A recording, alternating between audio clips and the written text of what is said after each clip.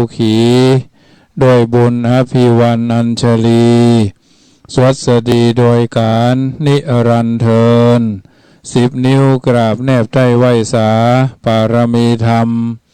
ในครูบาอาจารย์พระมหาเถรานุเถระท่านเจ้าคณะพระสังฆาธิการทุกรูปทุกตนขอความสุขความสวัสดีในธรรมะแห่งองค์สมเด็จพระสัมมาสัมพุทธเจ้าจงมีแก่บรรดาศรัทธาสาธุชนท่านผู้ฟังทั้งหลายที่มีโอกาสเปิดเครื่องรับฟังรายการเสียงธรรมก่อนรับตาตั้งสถานีวิทยุพุทธธรรมนำสุขคลื่นสีขาวเพื่อปวงชนชาวประชา FM ความถี่ 91.0 เมกะเฮิรตซ์ส่งสัญญาณจากวัดจังกำสู่วัดปากตังเจริญแล้วก็เชื่อมสัญญาณไปทางวัดฝ่ายหินอำเภอเมืองเชียงใหม่อำเภอฝางวัดพระบาทอุดมอำเภอเวียงป่าเป้าแล้วก็จังหวัดพะเยาจังหวัดน่านทุกขึ้นที่ส่งสัญญาณรับสัญญาณซึ่งกันและกันค่ำคืนของวันอังคารเป็นอังคารที่เฮาท่านทั้งหลายทราบกันดีแล้วก็ปฏิบัติกันมาโดยตลอดโดยเฉพาะวันโกนคือวันตระเตรียมที่จะไปวันศีลวันพระวันพรุ่งนี้ก็เป็นวันศีลเป็นวันพระเป็นวันเริ่มแห่งการทำบุญวันศีลวันพระภาคกลางพรรษา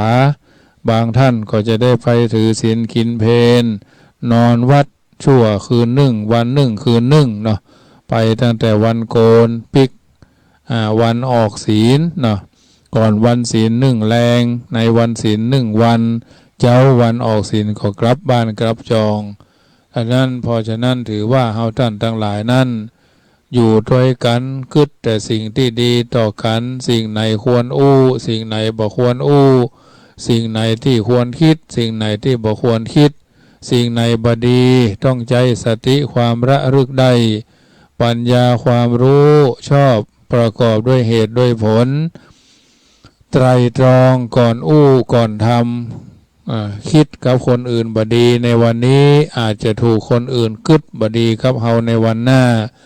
ทำกับคนอื่นบดีในวันนี้อาจถูกผู้อื่นกระทำต่อเฮาบดี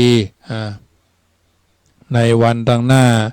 รังแกผู้อื่นในวันนี้อาจถูกคนอื่นรังแกในวันหน้าโกงคนอื่นในวันนี้อาจถูกคนอื่นโกงในวันหน้าจุโกหกคนอื่นในวันนี้อาจจะถูกจุแล้วก็คนอื่นหลอกในวันต่างหน้าเหยียดหยามคนอื่นในวันนี้อาจถูกคนอื่นเหยียดหยามในวันหน้าโกรธคนอื่นในวันนี้อาจถูกคนอื่นโกรธในวันหน้าริษยาอาฆาตผู้อื่นในวันนี้อาจจะถูกผู้อื่นริษยาอาฆาตในวันหน้าฆ่าคนอื่นในวันนี้อาจถูกคนอื่นฆ่าในวันหน้าอโหสิกรรมในกันในชาตินี้ดีกว่าขอให้อโหสิกรรมกันในชาติหน้าอันนี้เป็นวลีคำสอนในทางพระพุทธศาสนานำมาอู้นำมาจ๋านำมาอธิบายก้อนไกด์ให้ญาติโยมได้ยินได้ฟังแล้วก็จะได้นำมาเป็นตัวทีปในการดำเนินชีวิตยามต่ำต้อยด้อยค่าอย่าท้อแท้ยามอ่อนแอเหนื่อยล้าอย่าสิ้นหวังยามหดหู่รันทดอย่าหมดพลังชีวิตยังคงสู้อยู่ต่อไปจงยึดมั่นในความดีถึงที่สุดจงอย่าหยุดอย่าหลงอย่าสงสัยจงทุ่มเททำความดีให้สุดใจกลัวอะไรกับงานการทำดีแล้วสักวันเมื่อถึงวันที่ฟ้าเปิดจะบังเกิดปาฏิหาริย์มารหลีกหนีที่เคยจนเคยทุกข์สุขทวีกลับได้ดีเพราะผลบุญนั้นหนุนนำอันนี้เพิ่นกล่าวเอาไว้ธรรมาภาพ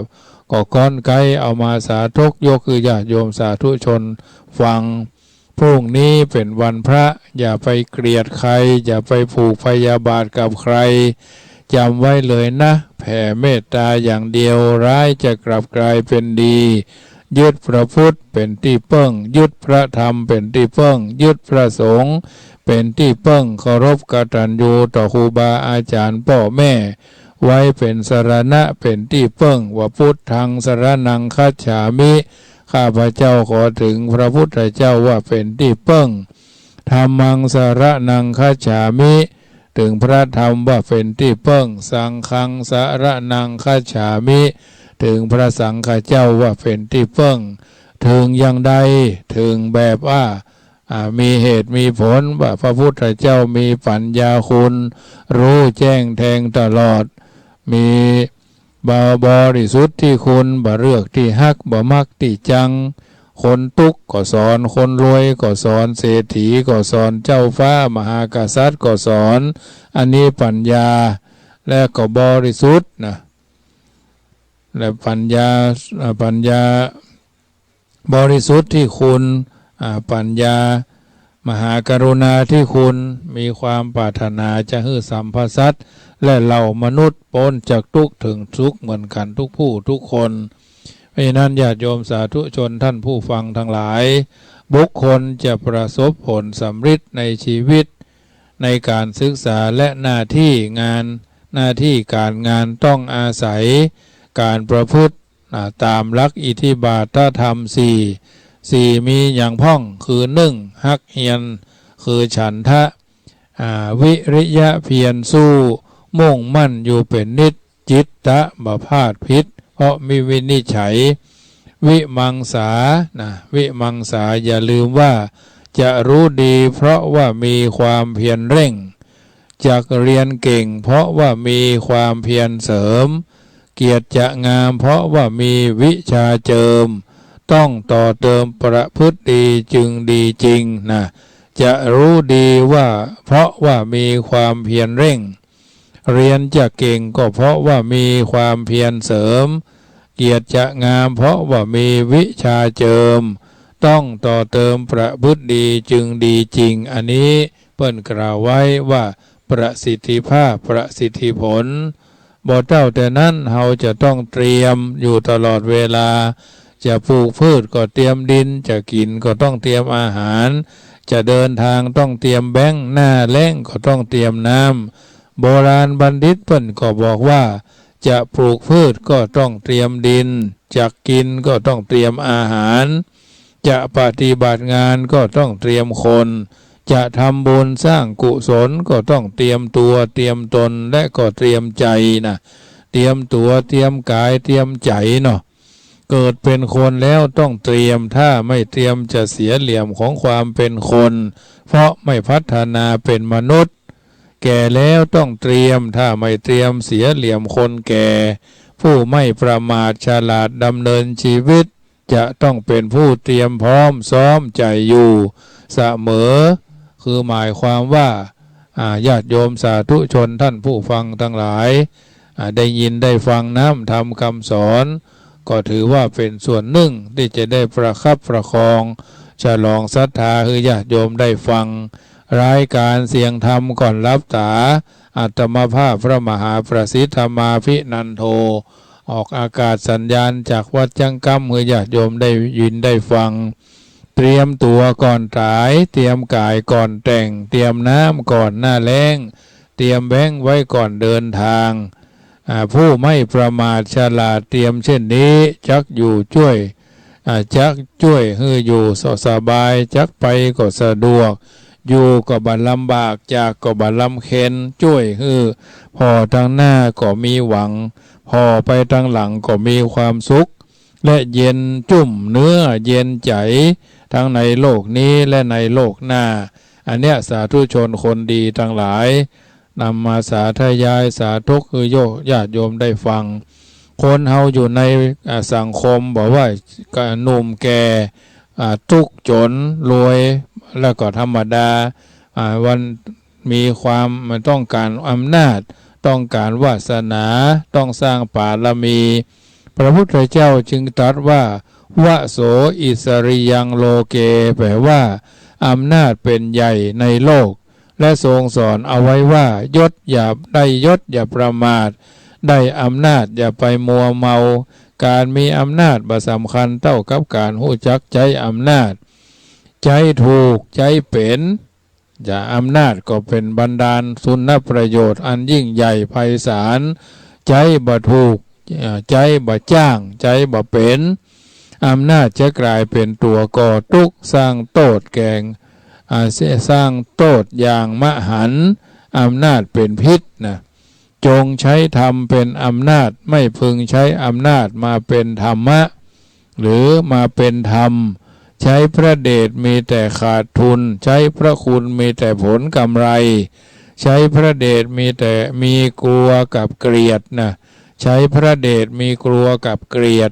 ใช้พระคุณมีเกรงและเคารพตูนนะพระเดชยังใช้มากยิ่งใช้มากยิ่งขาดทุนพระคุณยิ่งใช้มากยิ่งได้กำไรนะพระเดชใช้มากเท่าไรยิ่งเพิ่มปริมาณศัตรูพระคุณใช้มากเท่าไรยิ่งลดปริมาณศัตรูและเพิ่มหมู่มิตรโลกกธรรมคือธรรมสำรับประจำโลกต้องทำใจซ่อมอารมณ์นะข่มความรู้สึกจะได้ใจจักได้บัดตอมตมระทมทุกข์เมื่อถึงเวลานั้นอย่าลืมว่าปริภูโตมุทุโหตินะติโขจะเวระวาอ่อนแอเกินไปก็ถูกรังแกแข็งเกินไปก็มีกับพิษกับภัยเพราะฉะนั้นอนุมัชชังสามาจะเรพึงประพฤติตนเป็นกลางนะอนุมัชชังสามาจะเรพึงประพฤติเป็นกลางบ่ย่อนเกินไปบ่เข่งเกินไปบ่อ่อนแอเกินไปบ่แข็งกระด้างเกินไปเพราะหยังถ้าแคบนักมักคับขยับยากถ้ากว้างมากไม่มีอะไรจักใส่สมถ้าสูงนักมักจะปลิวไปตามลมถ้าต่ำนักมักจะจมทรณีนะคนเฮานั้นถ้าอยู่ไหนเกินประมาณแคบนักมักคับขยับยากกว้างมากไม่มีอะไรจักใส่สมสูงนักมักจะลอยไปตามลมต่ำนักมักจะจมทรณีอันนี้อำนาจวาสนาปารมีฟังดีมีมังกละประการต่อมาจ๋าเจรจาปาศัยก็ต้องอยู่ในขอบในขั้นในขอบในขั้นในขอบในเกณฑ์เพื่อนว่าในอริยมรรคมีองค์8ข้อว่าด้วยสัมมาวาจาซึ่งแปลว่าเจรจาชอบหมายถึงวาจากรรมที่เป็นวจีสุจริตเว้นวจีทุจริตคือเว้นจากการเท็จส่อเสียดคำหยาบเพ้อเจ้อมีอธิบายไว้ว่า1เว้นจากการพูดเท็จหมายถึงพูดแต่คำสัตย์คำจริงถ้อยคำที่เป็นหลักฐานเชื่อถือได้บ่ลวงโลกบ่ปั้นน้ำเป็นตัวบ่มีบ่แปลงใส่บ่ใหญ่บ่แปลงเอาเนาะ2จากการส่อเสียดฟังความจากข้างนั้นมาว่าข้างนี้เอาข้างนี้ไปใครข้างโน้นมา2เจ้าเบา2นายญาติโยมเข้าหลายไหนะเพื่อให้เกิดความแตกร้าวฉานร้าวรานนะหรือฟังความข้างหันนำมาข้างนี้เพื่อให้แตกสามัคคีสัมมาวาจาหรือวาจาสุภาษิตนี้ต้องสมานคนที่แตกร้าวกันเพื่อเป็นน้ำนึ่งใจเดียวกันส่งเสริมคนที่พร้อมเพรียงกันบ่ให้มีความฮักใคร่ไมตรีจิตต่อกันและกันยิ่งขึ้นไป3เว้นจากการพูดคำหยาบพูดกล่าวแต่คำที่ไม่เป็นโทษไม่บาดหูไม่แสลงใจชวนให้รักใคร่พอใจซึ่งกันและกัน4เว้นจากการพูดเพ้อเจ้อคือถูกกาละเทศะสมัยการแต่คำสัตตยะไม่พูดคำสัตวะนะคำจริงชิงอัดอิงธรรมอิงวินัยมีหลักฐานมีหลักเกณฑ์มีหลักแหล่งมีหลักธรรมมีที่ไปที่มาประกอบด้วยประโยชน์ แถมอย่างหนึ่งคำว่าวาจาสุภาษิตหมายถึงคำโอ้ที่ดีตรงกันข้ามกับคำโอ้ที่เป็นว่าตรงข้ามคำโอ้กับว่าเป็นทุพภาษิตซึ่งแปลว่าคำโอ้ที่บดีวาจาสุภาษิตเป็นวาจาหรือคำโอ้ที่บ่มีโทษวินยูชนคนวินยูชนบัตรนิติเตียนแต่ยกย่องนับถือเชื่อถือเพราะอันยังหนึ่งเป็นกาละภาสิตาวาจาที่กล่าวถูกกาละเทศะสองเป็นสัจจะภาสิตาวาจากรรมสัตย์ที่เป็นจริงสามสันเหนะภาสิตาสันเหนะภาสิตาวาจาที่ไพเราะอ่อนหวานสี่อัตเถนะภาสิตาวาจาที่ประกอบไปด้วยประโยชน์สี่ห้าเมตตาเมตตาจิตตะเพนะภาสิตาวาจาที่พูดด้วยมุ่งดีปรารถนาดีผู้มุ่งหวังให้สังคมประเทศชาติสมานสามัคคีเป็นเอกภาพเป็นน้ำนึ่งใจเดียวกันพึงตั้งมั่นในสัมมาวาจาหรือวาจาสุภาษิตเว้นมิจฉาวาจาหรือวาจาทุพภาษิตจึงจักชื่อว่าใจวาจาในเชิงสร้างสรรค์บันดาลประโยชน์อย่างแท้จริงประการต่อมาญาติโยมสาธุชนทั้งหลายในธรรมจักรกับวัตนสูตรพระพุทธเจ้าทรงแสดงเหตุหรือต้นต่อแห่งทุกข์ไว้ว่าตัณหาคือความทะยานอยากเป็นที่มาแห่งทุกข์โดยเฉพาะหากปรารถนาสิ่งใดแล้วบ่ได้สิ่งนั้นก็เป็นทุกข์ยำปิฉังนรปฏิตัมปิทุกขังปรารถนาสิ่งใดไม่ได้สิ่งนั้นนั่นก็เป็นทุกข์ตรอมตรมขมขื่นได้แล้วสมปรารถนาแล้วหากสูญเสียซึ่งสิ่งนั้นก็กลับเป็นทุกข์แถมหรือนัก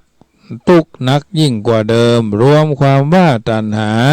ความทะยานอยากเป็นที่มาแห่งทุกข์ทั้งปวงท่านแสดงไว้สามประการด้วยกันคือกามตัณหาความอยากได้อยากมีภวะตัณหาความอยากมีอยากเป็นสามวิภวะตัณหาความบ่อยากได้บ่อยากดีบ่อยากมีบ่อยากเป็นจะหันชัดได้สัจธรรมว่ายามมากอยากมากก็ทุกข์มากอยากน้อยก็ทุกข์น้อยไม่อยากก็ไม่ทุกข์นะเมื่อใดบ่อยากหรือหมดอยากนั่นแหละจึงจะหมดทุกข์ผู้ยังลุ่มหลงมัวเมายึดติดในสมมติแล้วเมื่อใดจะวิมุตติเนี่ยญาติโยมสาธุชนท่านผู้ฟังทั้งหลายพ่อว่าดีงามล่ำเลิศประเสริฐสีสิ่งต่างๆเหล่านี้จึงจะทำเมื่อเราท่านทั้งหลายรู้ว่าสิ่งใดดีเราก็ทำกันต่อไปสิ่งใดบ่ดีเราก็ลดละเลิกบ่เต้าแต่นั้นเราอยู่ในสังคมเราหันว่าแตกต่างที่ตั้งความรู้สึก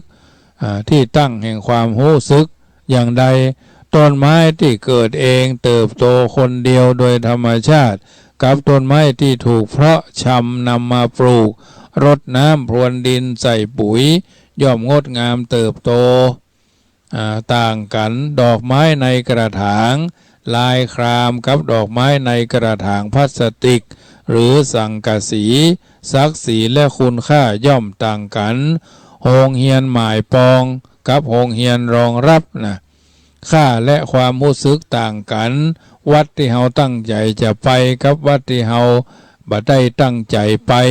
บุญที่เฮาตั้งใจจะทำกับบุญที่เฮาบ่ได้ตั้งใจทำเนาะ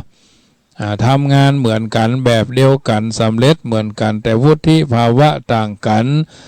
ไปกินไปตานอย่าเฮาไปตานเตียนหล่อเตียนด้วยกันเฮาไปเหมือนเปิ้นเฮาบ่เหมือนเปิ้นเนี่ยมันก็เป็นเรื่องที่น่าคิดเฮาไปมีจิตใจบริสุทธิ์ก็มีจิตใจบ่บริสุทธิ์ก็มีเพราะอันอย่างเพราะต่างคนต่างมาต่างคนต่างไปบางคนก็เป็นอาคินอาคอบางคนก็เป็นที่พอหั่นพอดีพอให้บางคนก็ดีนะ เครื่องบินลำเดียวกันแต่นั่งคนละชั้นศักดิ์ศรีคุณค่าราคาและบริการก็ต่างกันจบการศึกษาสถาบันเดียวกันแต่จบคนละคณะคุณค่าในสายตาและความรู้สึกก็ต่างกันวัดเหมือนกันระดับเดียวกันเจ้าอาวาสก็บ่เหมือนกันวัดเหมือนกันแต่วัดหลวงกับวัดราชฐานะศักดิ์ศรีก็ต่างกันศีลเท่ากันแต่ธรรมบ่เท่ากันพฤติกรรมก็ต่างกันบริหารโดยวิธีสั่งกับบริหารในการวิธีสอนก็ต่างกันคนทำงานจ้างกับคนทำงานเป็นนะทำงานได้กับคนงานทำงานเป็นทำงานได้กับได้ทำงานมีค่าเท่ากันต้องการอามิตรสินจ้างทำงานเป็นนี่ทำได้ทุกอย่างเปิ่นตะเตรียมงานบริหารยิ่งช่วงเนี้ยญาติโยมแต่ละวัดแต่ละตำบลเพื่อก็จะมีงานธรรมสัญจรวัดบางวัดก็จัดอยู่แล้วก็บ่มีปัญหาวัดบางวัดนี่ในตำบลหนึ่งวันนี้ประชุมคณะสงฆ์จังหวัดละปูนพระเดชพระคุณท่านเจ้าคุณพระเทพรัตนนายกจำรัฐทัตตสิรินะเจ้าคณะจังหวัดมอบหมายนโยบายว่างานธรรมสัญจรในตำบลในอำเภอในจังหวัดระดับตำบลก็มีการจัดกิจกรรมธรรมสัญจรอย่างตำบลมะกอกนี่ก็จะมีการประชุมกันในวันที่25ปีที่แล้วฝั่งวัดจังกำวัดมะกอกวัดสันกำแพงก็จัดกันไปแล้วปีนี้ก็คงจะเป็นฝั่งวัดพระพุทธบาทตากผ้าบ้านหวายตีนดอยหนองซ้อยพระนอนม่อนจ้างอันนี้ก็ถือว่าเป็นฝั่งปูนสำหรับอาตมาภาพที่วัดจังกำนี่ก็จะจัดเป็นกรณีพิเศษวันที่31สิงหาจะเป็นงานทำบุญอายุวัฒนะมงคลอาตมาภาพจะได้ทำบุญอายุ55ปีญาติโยมสาธุชนที่เกิดปีมะโรงงูใหญ่ปีเดียวกันก็มากินมาตานด้วยกันเนอะภาคเจ้ามืดจะมีการสืบชะตาแจ้งดีขวายงาภาคกินข้าวน้ำจ้ำข้าวตอนแล้วจะนิมนต์ครูบาสังฆะมาจำเริญพระพุทธมนต์ธรรมจักรปวัตนสูตรฟังธรรมเทศนา1กันแล้วก็เป็นที่เสร็จสัดเรียบร้อยเพราะฉะนั้นวันที่31สิงหาทำมาทุกปีตั้งแต่ปี51นะ51 52 51 52 53 54 55 56 57 58 59 60 61 62เป็นปีที่12ก็ทำมาทุกปีเพราะวันเกิดคล้ายวันเกิดเขามีวันเดียววันตายวันมรณะวันมัตตะนี่เขามีด้วยกันทุกวันจะทำได้ทำดีก็อยู่ที่ตัวเฮาดีชั่วอยู่ที่ตัวเฮาทำเพราะฉะนั้นญาติโยมสาธุชนท่านผู้ฟังทั้งหลายวันที่31สิงหาก็จะทำบุญอายุวัฒนะมงคลโดยตอดผ้าป่าซื้อสมทบชื่อที่ดินให้น้องควายโดยเพราะฉะนั้นญาติโยมสาธุชนทั้งหลายคนละตารางเมตรที่เป็นเจ้าภาพแล้วก็บอกว่ากันที่มาใหม่ก็ร่วมกันเนอะร่วมกันเป็นเจ้าภาพที่ดินให้น้องควายอยู่ยังขาดไปถึง900,000 กว่าบาท900,000 ปลายญาติโยมตารางเมตรละ200คนพ่อบ้านเนี่ยตารางเมตรแม่บ้านเนี่ยตารางพ่อบ้านกับแม่บ้าน2คนก็1ตารางเมตรก็ได้4คนถึงลูกถึงหลาน1ตารางเมตรก็ได้คนละเล็กคนละน้อยนะญาติโยมสาธุชนท่านผู้ฟังทั้งหลายเมื่อไปทำบุญวัดแม่อายหลวงเพื่อก็ห้อมกันมาจัดลายเหมือนกันนะ10 กว่าลาย20 กว่าลายนะคนละ200ที่เป็นเจ้าภาพแล้วก็แล้วไปถือว่าท่านสมทบบุญไปแล้วจะเป็นธรรมก็บอกว่ากันเพราะฉะนั้นมีโอกาสก็กินก็ทานด้วยกันได้วันที่31ก็จะสมทบทุนเพิ่นให้เวลาแถม3 เดือนจะต้องจ่ายให้เพิ่น1,200,000 บาทซื้อที่ดินตีเป็นตารางเมตรก็ 5,000 ตารางเมตรคนละ1ตารางเมตร2คน1ตารางเมตร3คน1ตารางเมตร5คน1ตารางเมตรก็ได้เพราะฉะนั้นงานทำบุญอายุวัฒนะมงคลวันนั้น31สิงหายังเวลาแถมร่วมเดือนป่ายน้อย1นะเดือนป่ายน้อย1ก็มากินมาทานด้วยกันได้จะทำบุญก็ติดต่ออาตมาภาพก็ได้ที่086-187-5325 หรือจะทำบุญทางธนาคารกรุงไทยโลตัสป่าซางก็ได้กองทุนเลี้ยงควายเนาะกองทุนบำรุงก็นิธิ กองทุนโคกระบือนั่นแหละกองทุนโคกระบือก็หมายเลขเดียวกันเนาะ798 008798 002 1894เนาะธนาคารกรุงไทยกองทุนเลี้ยน้องควายเนาะ798 002 1894เนาะอันนี้เป็นธนาคารกองทุนโคกระบือนะที่จะทำไว้มีการจะต้องจัดการสถานที่ซื้อที่ดินที่ดังว่านี่ก็จะเอามาเป็นสถานที่พุทธเกษตรมีสถานที่เลี้ยงควายต่อไปก็อาจจะมีม้าต่อไปอาจจะมีจ้างว่ากันไปตามวาระโอกาสจังหวะเวลาแล้วแต่บุญแต่วาสนาบารมีสถานที่ซื้อ4 ไร่นี่ก็จะทำเป็นพุทธอุทยานเนาะจะปั้นพระอรหันต์1,250 องค์ตามที่ห้องเพลงมาฆปูชาบัดนี้ก็จะต้องเตรียมไปเป็นลำดับลำดาก่อนจะล้มหายตายจากมรณะจากกันไปก็คงจะเรียบร้อย10 ปี20 ปีไปตั้งหน้าทำไปเป็นวันก็จะมีการประชาสัมพันธ์เป็นเจ้าภาพสร้างพระอรหันต์พระเจ้าพระพุทธเจ้านะลูกศิษย์ของพระพุทธเจ้า1,250 องค์ได้เพิ่นมาจุ่มนมกันนั่นรอบสวนพุทธอุทยานจะปลูกบะเป้านะบะเป้าน้ำหอมคุดซะเป็นศาลากลางสวนจะได้ทอดพระป่าบะเป้าจำนวน200ก้าเนาะจำนวน200ก้าเอาไว้ในปลูกแล้ว15 ปี10 ปีพัฒนาก็จะได้เอาจำหน่ายแลกเปลี่ยนเอามาเป็นค่าใช้จ่ายบำรุงวัดบำรุงศาสนสถานทางนี้ท่านนั้นทอดพระป่าที่ปุ้นจะวัดนครปฐมต้นบะเป้า200 ต้นนะ200 ต้น200กาละ150 บาทอันนี้ก็จะขอศรัทธา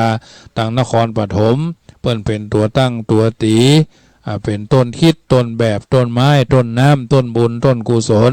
ในโอกาสต่อไปที่สำคัญยิ่งก็คือช่วยกันซื้อที่ดินเนอะคนละตารางเม็ดแบบแปลงอย่างที่คิดนะบางวัดนี่เพิ่นเอาเป็น 2-3 ปันนะอาตมาภาพนี่ก็ขอคนละ200นะมามีโอกาสขอมากินมาทานตลอดเนี่ยวันที่31นี่ก็จะทอดพระป่ายกที่2ทอดพระป่ายกแรก13 เมษายนได้100,000 ปลายก็เก็บหอมรอมริบเก็บตัวเตี้ยมไว้เนี่ยประเดี๋ยวนี้ก็ยังทำ900,000นี่ก็ช่วยกันคนละเล็กคนละน้อยนะเพราะฉะนั้นอาศัยวิทยุขึ้น91ห้องช่วยกันคนละเล็กคนละน้อยพี่น้องทางเมืองฝางมากินมาทานด้วยกันก็ได้จบรายการก็โทรหาก็ได้พี่น้องทางเมืองแป้พี่น้องทางเมืองน่านพี่น้องทางพะเยาเนาะบ่จำเป็นจะต้องทำบุญคนเดียวสตางค์200นี่4 คนก็ได้ญาติโยม5 คนก็ได้แล้วแต่ทำนักอย่างว่าการนักก็จะกลายเป็นเบาก็จะเป็นบางก็จะเป็นบัลแลมแต้มแตะไปได้เพราะฉะนั้นเงิน100ก็ได้2 คนเงิน200ก็ได้4 คนเนี่ยคนกันคนละเล็กคนละน้อยบ่ต้องทำนักแต่ขอให้ทำเรื่อยๆทำบ่อยๆเนาะอย่างญาติโยมเป็นเจ้าภาพกันคนมีเงินได้เงินคนเฒ่าผู้สูงอายุ600เขาเป็นเจ้าภาพกับคน2 คนตารางเมตรก็เหลือ500ก็ละได้700ทำบุญเนี่ยคน100ก็เหลือแถม600ได้800ก็เหลือแถม700มันจะหานักจะเบานะอาตมาเป็นสะพานบุญเป็นตัวเชื่อมทำได้เรื่อยๆนะมีโอกาสถ้าครั้งที่2ยังบ่พร้อมแต่ก็จะเป็นครั้งที่3ต่อไปนะอันนี้ก็แล้วแต่โอกาสจังหวะบุญวาสนาบารมีเราต้องทำอาตมาภาพแทนที่จะอยู่สบายก็ในฐานะเป็นเจ้าอาวาสทุกรูปทุกวัดกลางภาษานี่ก็มีงานเผยแผ่งานปกครองเนาะดูแลพระเนนเถรน้อยในวัดเป็นอยู่อย่างใดดื้อก็ลึกก็ให้ก็เหลือกรรมก็นี่หน้าที่ของเจ้าอาวาสมีการศึกษาก็ไปเรียนหนังสือที่ไหนสวดโยก็ห้องเป็นจะได้เทศธรรมได้ก็ฮื้อศีลถูกก็ศีลแต่ละข้อ5 ข้อถูกก็ปั่นปอนได้ก็สวดอภิธรรม7 กัมพีได้ก็มาติกาได้ก็เจริญพระพุทธมนต์7 ตำนาน12 ตำนานได้ก็สวดอิติปิโสพาหงได้ก็สวดธรรมจักรกับปวัตตนสูตรได้ก็ นำพระเจ้านำทำวัดเจ้าทำวัดเย็นได้ก่อกล่าวคำถวายเทียนภาษาได้ก่อฮือศีลเพิ่นได้ก่อเนี่ยถือว่าศึกษาปกครองศึกษาเผยแผ่เทศทำเทศน้ำเทศทำงานศพขึ้นเฮือนใหม่แต่งงาน100 วันทำได้ก่อแตนเฮาได้ก่ออันนี้ก็ถือว่าเพิ่นถึงบอกว่าลูกศิษย์โชวัดลูกสัตว์โชเจ้าของลูกน้องโชเจ้านายลูกแม่ยิงป้อใจโชป้อโชแม่เพราะฉะนั้นญาติโยมสาธุชนท่านผู้ฟังทั้งหลายกลางพรรษานี้เฮาไปวัดพร้อมหรือยังบางวัดนี่เพิ่นบ่นอนกันก็มาสมาทานที่วัดก็ไปรักษาที่บ้าน12 วันศีลเนาะ3 เดือน4 3 12 เดือนจนกระทั่งเดือนยี่เพ็งเอาก็มาฟังเทศฟังธรรมที่วัดจังกรรมนี่ทำตอนเจ้าเทศทำตอนเจ้าวันพระใหญ่ก็โวยน้อยวันพระน้อยก็จ้าน้อยนะวันพระใหญ่นี่ทุกเจ้าต้องไปลงอุโบสถไปลงโบสถ์เนี่ยนี่คือไปลงโบสถ์ก็ไปฟังพระปฏิโมกข์จากพระเถระพระอนุเถระพระนวกะเนี่ยเพิ่นสวดปฏิโมกข์สำรวจตรวจสอบศีลญาติโยมบางคนเพิ่นก็มาเทศมาฟังธรรมตอนบ่ายวัดใกล้บ้านนี่ก็ฟังธรรมตอนบ่ายวัดไกลบ้านนี่ก็เทศธรรมตอนเจ้าอย่างที่วัดจังกรรมนี่ทำตอนเจ้าให้เรียบร้อย6:45ก็เริ่มแล้วนะโยงเข้าบาตรใส่เข้าพระเจ้าเนี่ยโยงเข้าสาธุโอกาสาโอทนะบินดีปาตังตานังเนี่ยอันนี้ก็แล้วแต่นักคณะมัคคณายกผู้นำในด้านศาสนพิธีการอันนี้ญาติโยมสาธุชนท่านผู้ฟังทุกท่านต้องไปวัดไปวาไปกินไปทานเนี่ยมันเป็นช่วงเทศกาลให้ทำบุญได้ภาคพรรษาบางตำบลพวกก็มีการจัดอบรมธรรมสัญจรจุ่มนุมกันรถด่วนขบวนพิเศษทางเชียงใหม่เพิ่นก็มีทางสารปีนี่ก็มีเนาะซึ่งก็แล้วแต่เพิ่นจะไปลงที่ไหนปีแล้วอาตมาภาพก็ไปเทศนาธรรมในอำเภอสารปีเนาะปีนี้ยังบ่แน่ยังบ่อาจจะเวียนกันก็หมุนเวียนกันไปก็แล้วแต่จะว่าเวลามีโอกาสก็ได้ไปบ่มีโอกาสก็ไปฟังจัดรายการวิทยุได้เรื่อยๆสำหรับรายการวิทยุอาตมาภาพวันอังคารนี้ก็คงจะเป็นอังคารสุดท้ายเจ้าของรายการเดิมท่านพระครูวิพาทวรคุณท่านพระครูสุเมธธรรมเสวีเพิ่นก็คงจะกลับมาเข้ารายการอย่างเดิมต่อไปรายการธรรมะอาตมาภาพพระมหาประสิทธมาภินันโทก็คงจะเป็นเจ้าของวันจันทร์ 5:00 ถึง 6:00 แล้วก็วันเสาร์ 6:00 ถึง 20:00 นะ 6:00 แรงถึง 20:00 อันนี้เป็นรายการที่91ถวายเวลาเพราะว่าบัดนี้การหล่อเทียนการถวายเทียนก็เสร็จสัดบริบูรณ์แล้วเจ้าของสถานนี้เจ้าของรายการเดิมเปิ้นก็คงพลิกมาจัดรายการเหมือนเดิมอาตมาภาพก็ต้องย้อนถอยให้คนอื่นเขามาเข้าปฏิบัติเหมือนเดิมส่วนรายการธรรมะอาตมาภาพฟังได้ขึ้นวัดฝ่ายหิน 104.50 เมตตาในท่านพระครูสมุวิสุวัฒน์นะวรกิจโจเนาะวัดฝ่ายหินอันนี้ญาติโยมก็ติดตามฟังได้ทุกคืนวันอังคาร 20:00 ถึง 4:00 นะวันเสาร์ก็ 6:00 เมื่อแรงถึง 20:00 ที่วัดขึ้น91วัดฝักทางเจริญวันจันทร์ก็วัดฝักทางเจริญนอกนั่นก็ขึ้น 104.50 87.75 รายการดีเจสัมพันธ์จังหวัดลำพูนญาติโยมก็ติดตามฟังได้แล้วเมื่อแรงเนาะดีเจสัมพันธ์ก็6:00 ถึง 1:40 นาทีทุกที่ทุกแห่งแล้วก็วันเสาร์เมื่อเจ้าก็ตั้งขึ้น101.25 FM ลำพูนแล้วก็คุณยองลำพูน 106.25 ป่าซางอินทขินอันนี้ญาติโยมสามารถติดตามฟังได้หลายขึ้นหลายสถานีซึ่งก็บ่ได้อยู่นิ่งเดียวดายมีโอกาสก็ต้องทำหน้าที่เผยแผ่น้ำทำคำสอนที่สำคัญเนอะจะไปลืมร่วมกันกินร่วมกันทานในการทำบุญอายุวัฒนะมงคลอาตมาภาพปีที่เป็นปีอายุ55 ปีแล้วก็ถือว่าเป็นการทำมาทุกปีเป็นปีที่12วันที่17ที่จะถึงนี้วัดพระพุทธบาทตาผ้าเชิญร่วมทำบุญครบรอบครูบาเจ้า สุพรหมยานเถรเนาะวันเกิดวันคล้ายวันเกิดครูบาเจ้าสุพรหมยานเถรนะที่วัดพระพุทธบาทตากผ้าวันที่13คณะสงฆ์จังหวัดละปูนทุกอำเภอเจ้าคณะจังหวัดรองจังหวัดอำเภอรองอำเภอแล้วก็ที่พระครูบาสังฆาที่ว่างเว้นจากภาระก็จะได้เดินทางไปร่วมทำบุญร่วมกันบำเพ็ญกุศลศพถวายในสรีระร่างสังขารท่านพระเดชพระคุณท่านเจ้าคุณพระอุบาลีคุณูปมาจารย์อดีตเจ้าวาดวัดศรีโคมคำนะวัดศรีโคมคำพระเจ้าตนหลวงตุ้งเอี้ยงอำเภอเมืองเชียงรายก็อำเภอเมืองพะเยาเมืองพะเยากว้านพะเยานั่นนะอันนี้ก็ไปกินไปทานด้วยกันเนอะวันนี้ได้รวบรวมจตุปัจจัยได้จำนวน 30,000 กว่าบาทเพื่อจะได้เอาไปน้อมเกณฑ์เวรถวายร่วมกันบำเพ็ญกุศลศพอเดชพระคุณท่านเจ้าคุณพระอุบาลีคุณูปมาจารย์พวงนะอดีตที่ปรึกษาเจ้าคณะภาค6อดีตเจ้าวาดวัดศรีโคมคำพระอารามหลวงญาติโยมสาธุชนทั้งหลายวัดพระเจ้าตุนหลวงตุ้งเอี้ยงพระเดชพระคุณหลวงปู่อายุ102 ปีพรรษา92นะอายุ102 ปีพรรษา92ได้ถึงแก่มรณภาพยังบอกครบ100 วันเตื้อนะอันนี้วันที่17อาตมาภาพก็คงจะได้เดินทางไปที่หั่น14 นาฬิกาบ่าย 2 โมงเนาะพี่น้องต่างพะเยาถ้าฟังขึ้น91ส่งสัญญาณไปหลายขึ้นก็ปะกันได้เนอะคณะสงฆ์จังหวัดละปูนจะได้ไปรวบรวมกันที่หั่นโยมพ่อโยมแม่แฟนคลับทั้งหลายที่ใครหันอาตมาภาพใครปะก็ไปปะกันได้เนอะที่วัดพระเจ้าตุนหลวงศรีโคมคำวันที่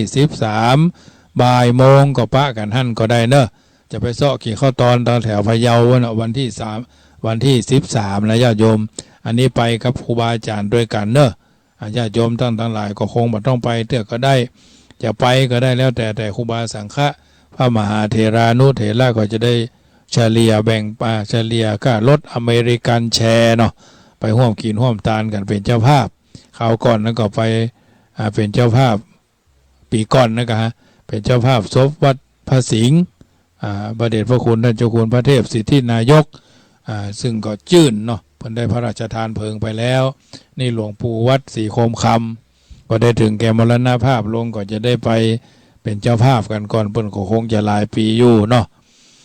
ทางนี้ท่านั้นก็ถือว่าเป็นภาระหน้าที่ที่เขาก็ช่วยเหลือจุนเจือกันไปคนละเล็กคนละน้อยแล้วก็วันที่3 สิงหาวันที่2 สิงหา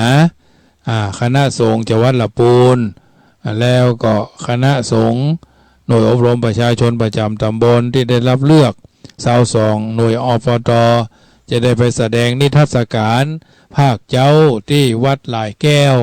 ตำบลเหล่ายาวอำเภอบ้านโฮงเนาะในท่านพระอาจารย์พระอธิการลือชัยเนาะอันนี้เพิ่นจะไปจัดนิทรรศการหมู่บ้านศิลป์5อปต.สัญจรที่วัดหลายแก้วช่วงเจ้าช่วงบ่ายโมงก็จะไปจุ่มนุมกันที่วัดดงหลวงในท่านพระครูสุตกิจเนาะอันนี้ท่านพระครูท่านพระมหาจำลองเนาะอันนี้เป็นเจ้าอาวาสคณะสงฆ์ก็จะไปจัดกิจกรรมธรรมสัญจรอบต.สัญจรกันที่หั่นตำบลมะกอกนี่ก็ได้วัดบ้านสันกำแพงไปเป็นตัวแทนของตำบลอบต.ตำบลมะกอกอันนี้ถือว่าไปแล้วเพิ่นเน้นสัมมาชีพดิ้นได้เนาะสัมมาชีพดิ้นได้กินเสาะว่าหากินได้เนาะมีศิลปะของสันกำแพงนี่มีโกมตำบลมะกอกนี่มีโกมมีผ้ามีถั่วเน่าแคปเนาะมีน้ำพริกตาแดงนี่จะได้เอาไปจัดจำหน่ายเรามีผ้าทอตัวเนาะทางนั้นทางนี้ก็ถือว่าวัดป่าบุกก็วัดป่าบุกก็จะไปจัดนิทรรศการเพื่อนเหมือนกัน22อปต.จะไปจุ่มนุมกันที่หั่นทางนี้ทางนั้นก็ถือว่าเป็นกิจกรรมที่ต่อเนื่องกันมาทุกครั้งทุกโอกาสญาติโยมสาธุชนที่อยู่บริเวณละแวกบ้านหิมถิ่นใกล้แถวนั้นก็ไปกินไปทานด้วยกันได้พี่น้องตังเวียงหนองล่องพี่น้องตังดงหลวงพี่น้องตังแถวนั้นเนาะเอาพักไม้ไส้เครือมาขายก็ได้เนอะที่วัดดงหลวงนะอบต.ไผ่อบต.มันเนาะหนองป่าสวายเหล่ายาวเหนือเหล่ายาวใต้ป่าปูเนาะเพิ่นก็จะได้เอาไป จัดนิทรรศการกัน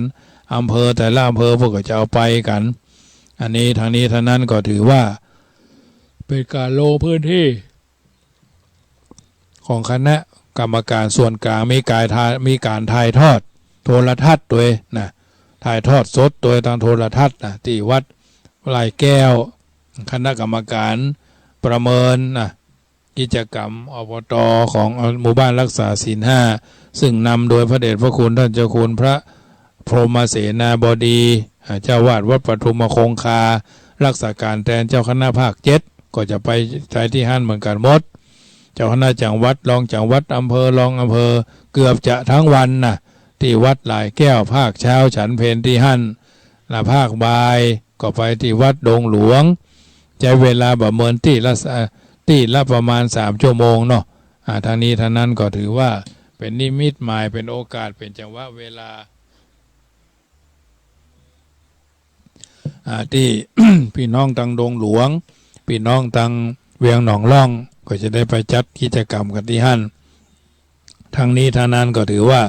ร่วมด้วยช่วยกันคนละไม้คนละมือคนละนิดคนละหน่อยสามัคคี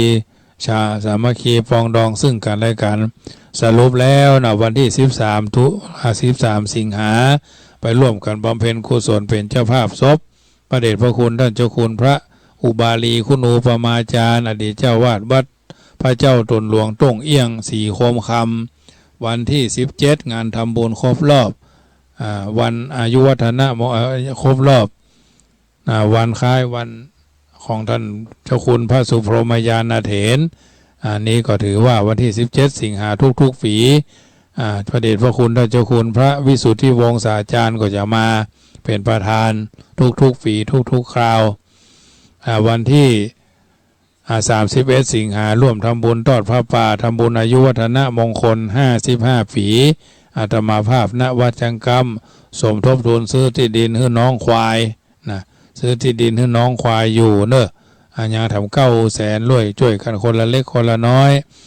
คนละนิดคนละหน่อยว่ากันไปตามวาระโอกาสญาติโยมสาธุชนที่ฟังขึ้นนี้อยู่ก็มีโอกาสขึ้นจะได้ไฟใจถึงแปลงใจถึงโอ้ล่มเขาท่านมาหาสักน้อยเนาะ4 คน1 ตารางเมตรก็ได้5 คน1 ตารางเมตรก็ได้10 คน1 ตารางเมตรก็ได้ทำแล้วสบายใจไม่ลำบากทำไปเถอะญาติโยมสาธุชนท่านผู้ฟังทั้งหลายมีโอกาสแล้วทำบุญหยาดน้ำกินตาลดวงลายจักได้สบายเกิดสุขภายหน้าเพราะฉะนั้นญาติโยมสาธุชนวัดเหมือนกันแต่วัดหลวงกับวัดลาดศีลกับเต้ากันแต่ทำบัดเต้ากันนักบริหารบริหารแบบกระจุกกับบริหารแบบกระจายผลของการปฏิบัติงานก็ต่างกันสินค้าชนิดเดียวกันแต่บรรจุภัณฑ์ต่างกันคุณค่าและราคาก็ต่างกันสินค้าประเภทเดียวกันคุณภาพดุจเดียวกันแต่วางขายบนห้างกับบนหิ้งกับบนหิมต่างหรือแบกระดินคุณค่าก็ต่างกันยาชนิดเดียวกันสรรพคุณเหมือนกันแต่อยู่ในคลินิกโรงพยาบาลเอกชนหรือที่ขายตามห้างร้านทั่วไปราคาก็ต่างกันคนเหมือนกันยศศักดิ์บ่เท่ากันยังถูกใส่คุณค่าบ่เท่ากันทุกชาติมีคนดีมีคนเร็วเหมือนกันทุกศาสนามีคนถูกมีคนผิดเหมือนกันคำว่าฤาษีกินเหี้ยบ่ได้มีแต่ในนิทานธรรมบทหรือในอดีตเท่านั้นคนสุจริตคนทุจริตมีทุกวงการและเชื้อชาติศาสนาทุกภาษาที่มองว่าเลวร้ายสกปรกแท้ที่จริงอาจจะบริสุทธิ์สะอาดประเสริฐล้ำเลิศและดีงามก็ได้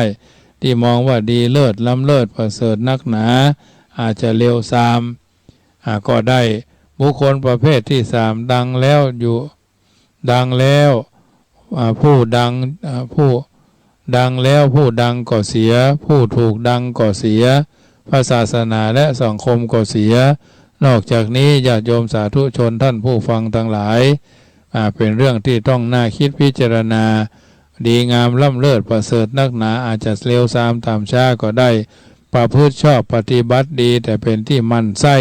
ก็อาจจะเป็นกลายเป็นผู้ร้ายในสายตาของชาวโลกพระเจ้าพระสงฆ์บางรูปตายแล้วบ่เน่าเผาก็บ่ไหม้ กระดูกกลายเป็นเพชรเป็นพลอยถามว่าเป็นที่เป็นเช่นนี้เพราะอะไรยังวิสัชนาแก้ว่าอยู่ที่การใส่ความรู้สึกอยู่ที่จิตอยู่ที่ความคิดอย่างเดียวเท่านั้นส่วนให้นึกถึงบทกวี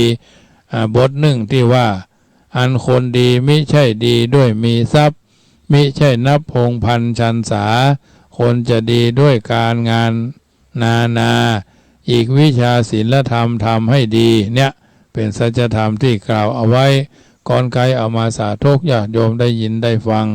เพื่อให้ก่อเกิดประโยชน์โสติผลเป็นมงคลในการทำหน้าที่เพราะฉะนั้นการตั้งใจการทำงานยอดนักสู้ครูบริหารการทำกิจการงานบอกว่าระดับครอบครัว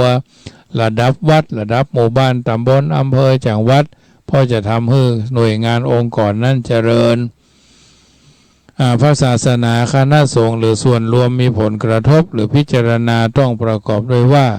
ต้องตั้งคนหูงานต้องตั้งคนฮักงานต้องตั้งคนเป็นงานต้องตั้งคนเอาใจใส่งานต้องตั้งคนที่รับผิดชอบงานระวังอย่าให้คนที่มีส่วนเกี่ยวข้องกับการมาจุ่นจ้านวุ่นวายกับงานเกณฑ์การตั้งคนเพื่อทำงานคนเยอะคนถ้าเยอะถ้ายานมีความมากอยากมากก็อย่าตั้งบนคนเรียบเงียบเฉยไม่อยากได้ไม่อยากดีไม่อยากมีไม่อยากเป็นก็อย่าตั้งคนบ่เป็นงานคนบ่ฮู้เรื่องงานคนบ่เอาใจใส่งานคนบ่รับผิดชอบงานก็อย่าตั้งเหตุผลบุคคลประเภทที่หนึ่งตั้งแล้วจะเอาตำแหน่งหน้าที่อำนาจวาสนาบารมีเพื่อแสวงหาผลประโยชน์ประเภทที่สองตั้งแล้วก็จะบ่สนใจบ่ทำงานบ่รับผิดชอบงานเพราะบ่มีความปรารถนางานก็ชะงักงานเสียหายบุคคลประเภทที่สามตั้งแล้วผู้ตั้งก็เสียผู้ถูกตั้งก็เสียพระศาสนาและสังคณะสงฆ์ก็เสียเพราะฉะนั้นอย่าไปต้องตั้งคนหู้งานเป็นงานเอาใจใส่งานรับผิดชอบงานจึงจะทำให้สำเร็จดังเจตนาปรารภในทางพระพุทธศาสนาญาติโยมสาธุชนทั้งหลายเฮามีงานเฮาต้องทำงานเฮาต้องเข้าใจงานวิธีคิดพิชิตงานเพื่อนว่าจะใดทำงานเพื่อวัดอย่าขัดใจกันนะทำงานเพื่อวัดอย่าขัดใจกันทำงานเพื่อส่วนรวมต้องร่วมใจกันนะทำงานเพื่อส่วนรวมต้องร่วมใจกันทำงานเพื่อผู้ใหญ่ต้องให้ใจกันทำงานเพื่อผู้ใหญ่ต้องให้ใจกันทำงานให้เจ้านายอย่าเบื่อหน่ายซึ่งกันและกันทำงานเพื่อเจ้านายอย่าเบื่อหน่ายซึ่งกันและกันทำงานให้องค์กรอย่าย้อนสอนซึ่งกันและกันทำงานเพื่อองค์กรอย่าย้อนสอนซึ่งกันและกันทำงานให้หน่วยงานอย่าระรานซึ่งกันและกันทำงานให้หน่วยงานอย่าระรานซึ่งกันและกันทำงานให้เกิดความร่มเย็นต้องเห็นใจซึ่งกันและกันทำงานให้เกิดความร่มเย็นต้องเห็นใจซึ่งกันและกันทำงานไม่มีโทษอย่าแย่งผลประโยชน์ซึ่งกันและกันนะทำงานไม่มีโทษอย่าแย่งผลประโยชน์ซึ่งกันและกันทำงานให้ชนะต้องเสียสละให้เป็นทำงานให้ชนะต้องเสียสละให้ปันทำงานจะเกิดภัยเอา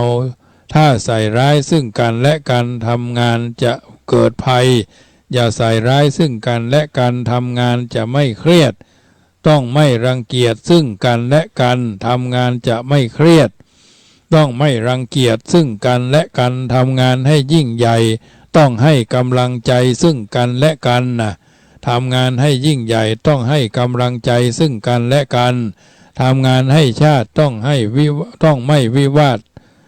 ซึ่งกันและกันทำงานให้ชาติต้องไม่วิวาทซึ่งกันและกันทำงานให้ศาสนาต้องไม่ก่อปัญหาต้องไม่ก่อปัญหาของกันและกันเนาะทำงานให้พระศาสนาต้องไม่ก่อปัญหาก่อกันและกันทำงานให้สถาบันต้องมีใจพักสมัครสมานร่วมกันนะ ทำงานให้สถาบันต้องมีใจพักสมัครสมานกันนี่อันนี้คือวิธีคิดพิชิตงานนะที่สาธุชนพึงเข้าใจจะได้นำไปเป็นข้อเตือนจิตสกิจใจเพื่อแผ่เพราะฉะนั้นถือว่าญาติโยมสาธุชนได้ทำตัวทำตนคือเป็นคนดีเป็นคนมีคุณภาพเป็นคนมีคุณวุฒิคุณภาพคุณธรรมคุณวุฒิคือการศึกษาทุกแขนงแผนกปริญญามัธยมต้นมัธยมปลายปริญญาตรีปริญญาโทปริญญาเอกว่าไปตามนั้นตามลำดับขั้นเพราะฉะนั้นถือว่าโลกบาเดียวดายเรียนให้ห้ำเฮียนต้องมีเพื่อนครองเรือนต้องมีคู่ทำงานต้องมีพวกคำว่าพวกมาจากอักษร3ตัวคือพอวกเนาะพวกพอวกคือพวกพอมาจากพึ่งได้วมาจากไว้ใจได้กมาจากช่วยกันแก้ไขได้นะให้เกียรติแก้และแก้ช่วยแก้ไขและให้เกียรติยังเยาว์ต้องมีผู้ให้สนับสนุนยิ่งใหญ่ต้องมีบริวารสนองงานเป็นพระต้องมีอุปถากตกยากต้องมีผู้อุปถัมภ์สงเคราะห์ประกอบกุศลกัลยาณกรรมต้องมีผู้ให้กำลังใจย้ำแถมเตื้อกำลังใจเป็นสิ่งที่ไร้ตัวตนแต่มีอิทธิพลต่อผู้ให้และผู้รับนะกำลังใจเป็นสิ่งที่ไร้ตัวไร้ตนแต่มีอิทธิพลต่อผู้ให้และผู้รับกำลังกายว่าสำคัญแล้วแต่ที่สำคัญกว่าก็คือกำลังใจมีแต่กำลังกายแต่ไร้กำลังใจอะไรก็ไม่ก้าวหน้านะอะไรก็ไม่ก้าวหน้าเป็นเช่นนี้เองนะเพราะฉะนั้นมาให้ได้ไปให้ดีชีวิตแต่ละบุคคลมีที่ไปที่มาต่างกันเช่นมืดมามืดไปสว่างมาสว่างไปมืดมาสว่างไปสว่างมาสว่างไปทั้ง4ประเภทนี้ต้องโดยบทกวีบัณฑิตกล่าวว่าถ้ามืดมามืดไปซึ่งไร้ค่าสว่างมามืดไปยังไร้ผล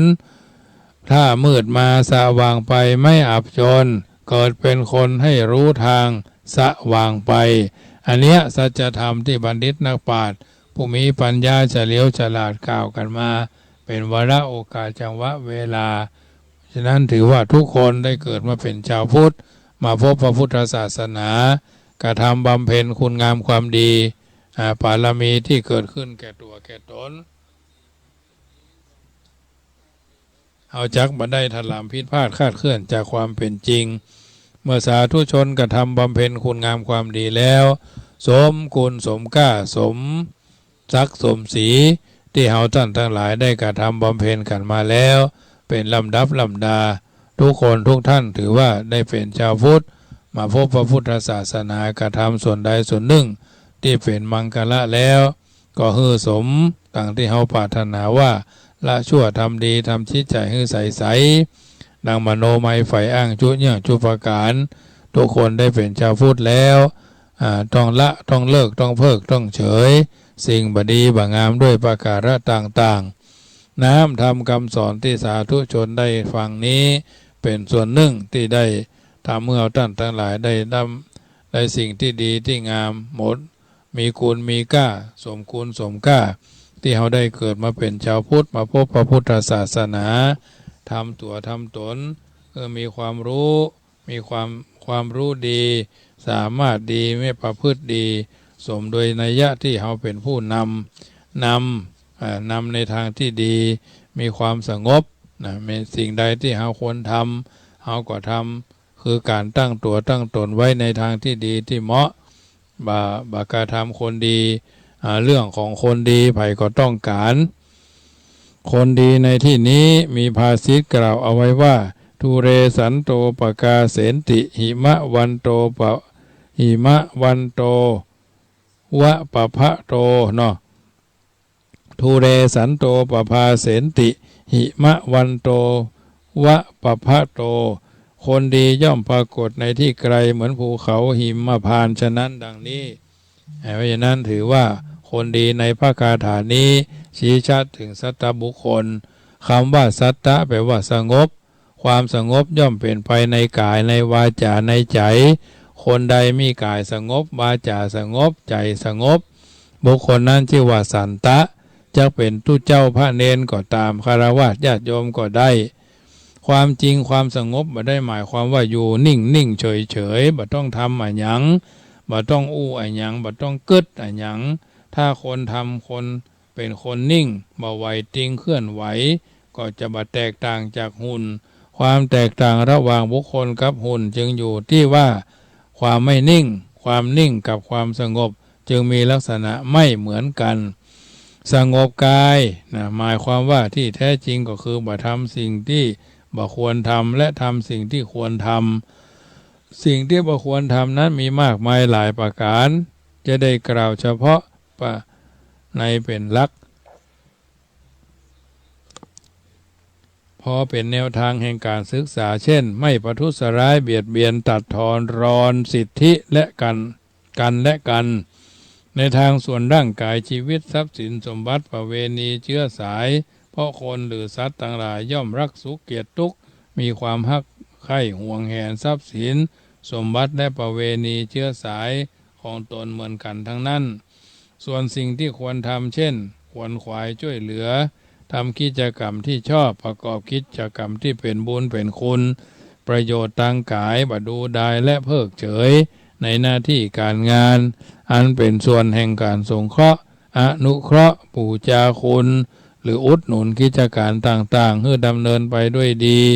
ตามกำลังทรัพย์ความรู้ความสามารถตัวตนมีเพื่อให้กำสำเร็จเป็นส่วนประสานหรือพอกพูนความสามัคคีหรือพดุงความเมตตาอารีกตัญญูทำตามโอกาสอันนี้สงบกายสงบวาจาหมายได้หมายความว่าบ่ฮืออู้เพราะการอู้เป็นสื่อสัมพันธ์สำคัญยิ่งสื่อสัมพันธ์สำคัญยิ่งบุคคลจะหู้ว่าประสงค์จะหู้ความประสงค์ของกันและกันได้ต้องอาศัยวาจาคือคำอู้วาจาจึงเป็นสื่อกลางระหว่างเฮากับบุคคลอื่นความจริงอวัยวะคือปากนอกจากจะกินก็มีหน้าที่อู้เว้นแต่ในที่บางสถานในที่บางสถานหรือในกาละบางคราวที่ต้องการความสงบสงัดปราศจากเสียงโกลาหลอึงจึงต้องสงบวาจาแต่บ่ได้หมายความว่าบ่ได้อู้การหู้จักสงบกายวาจาสงบปากสองคำนี้กล่าวสั้นก็คือบ่อู้จาในที่บ่ควรอู้และควรอู้วาจาที่ควรอู้วาจาที่ควรอู้นั้นโดยหลักก็คืออู้เท็จบ่ควรอู้ก็คืออู้เท็จคือโกหกบ่ตรงกับความเป็นจริงเช่นหันเพิ่นบอกว่าบ่หันก็บอกว่าบ่หันฮู้ก็บอกว่าบ่ฮู้หรือถูกผิดถูกข่าวเป็นดำเป็นข่าวเป็นต้นการอู้เท็จเป็นภาษาเป็นการฮักประโยชน์ตนประโยชน์ท่านโดยการทำลายตนให้หมดให้เสี่ยงความเชื่อถือหรือบ่ให้เป็นที่เชื่อถือของบุคคลอื่นการอู้ส่อเสียดคนอู้มีเจตนาบ่บริสุทธิ์นำความฝ่ายนี้ไปบอกฝ่ายนั้นหรือนำความฝ่ายพันมาฝากทางนี้ในลักษณะตีเตียนด่าว่าแต่พ่องบ่แต่พ่องแต่งเติมเสริมฮือแรงกล้าใส่ไข่ใส่นมนั่นน่ะที่เพิ่นว่ากันเกินความจริงทั้งในลักษณะแตกความแค่ศอกออกไปเป็นว่าเป็นหลาโดยประสงค์จะให้ตนเป็นที่ฮักของฝ่ายใดฝ่ายหนึ่งหรือถึงสองฝ่ายหรือมุ่งหมายจะให้ทั้งกายจะให้ถึงสองฝ่ายร้าวฉานแตกแยกหรือระแวงแคลงใจอาการพูดส่อเสียดอู้ส่อเสียดเป็นเหตุแตกสามัคคีความแตกสามัคคีปัจจัยต่างแห่งความสงบเมื่อบ่มีความสงบความสุขอันน่าปรารถนาก็บ่มีจะมีแต่ผลร้ายหรือความทุกข์เป็นที่ตั้งเท่านั้นอันเนี้ยญาติโยมสาธุชนท่านผู้ฟังทั้งหลาย ต้องทำความเข้าใจดังภาษิตรับรองว่านัตติสันติปรังสุขังเนาะสุขอื่นจากความสงบไม่มี ความสุขความเนื่องมาจากความสงบความสงบสืบจ่ายมาจากความสามัคคีความสามัคคีเป็นคุณธรรมประจำปรารถนาทั้งทางโลกทั้งทางธรรมความสุขสืบเนื่องมาจากความสงบความสงบสืบสายมาจากความสามัคคีสามัคคีเป็นคุณธรรมประจ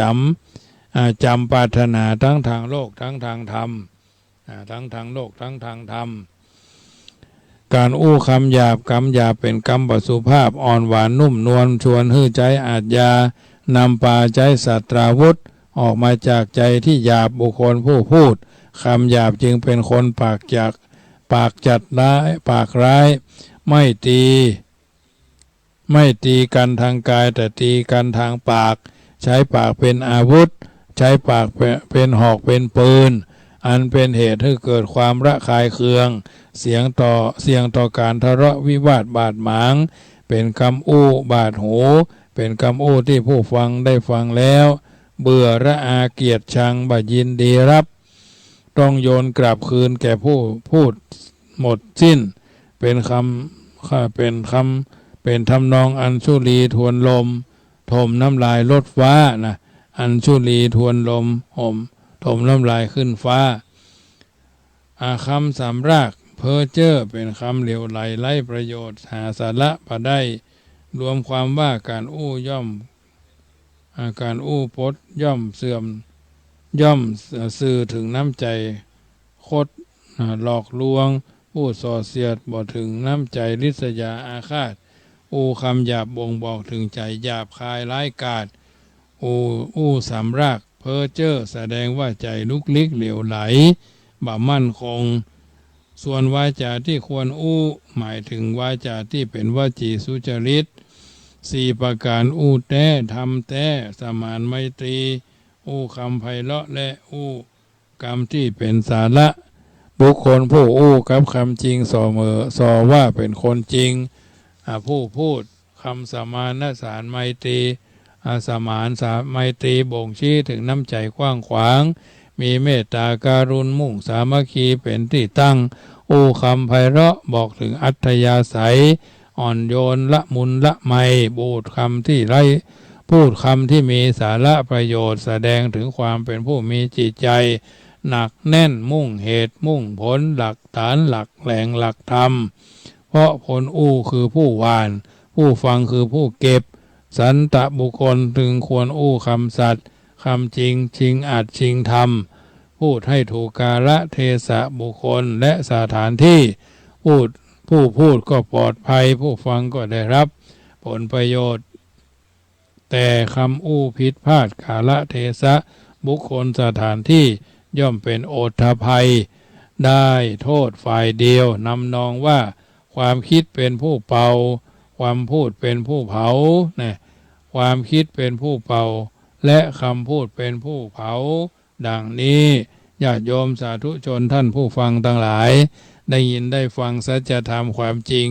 อันเป็นน้ำธรรมคำสอนในทางพระพุทธศาสนาสาธุชนได้ยินได้ฟังแล้วเป็นจะได้กึศจะได้ค่อยใจเถิงแปลงใจเติงก็โทรศัพท์เข้ามาทักทายได้เนอะก็เดี๋ยวก่อนเนอะฟังโทรเข้ามาเด้อประมาณ21:15 นาทีก่อนเนาะเดี๋ยวจะสรุปธรรมะให้ญาติโยมได้ฟังก่อนจะเปิดสายไปกินไปทานทางเมืองฝางเป็นจะได้ม่วนก่อพี่น้องทางเมืองฝางพี่น้องทางแม่อายเมืองฝางใช้ประการโทรศัพท์เข้ามาทักทายได้เนอะซึ่งแต่วันซืนที่ผ่านมานั้นวันที่21ก็ไปกินไปทานกันแต่ละวัดแต่ละวาแต่ละสำนักก็เพื่อต้อนรับครับสู้ตามสมควรเป็นกิจกรรมใหญ่เป็นกิจกรรมที่ทรงไว้ซึ่งสิ่งอันทรงคุณค่าทำงานเป็นตำนานญาติโยมสาธุชนได้ยินได้ฟังแล้ว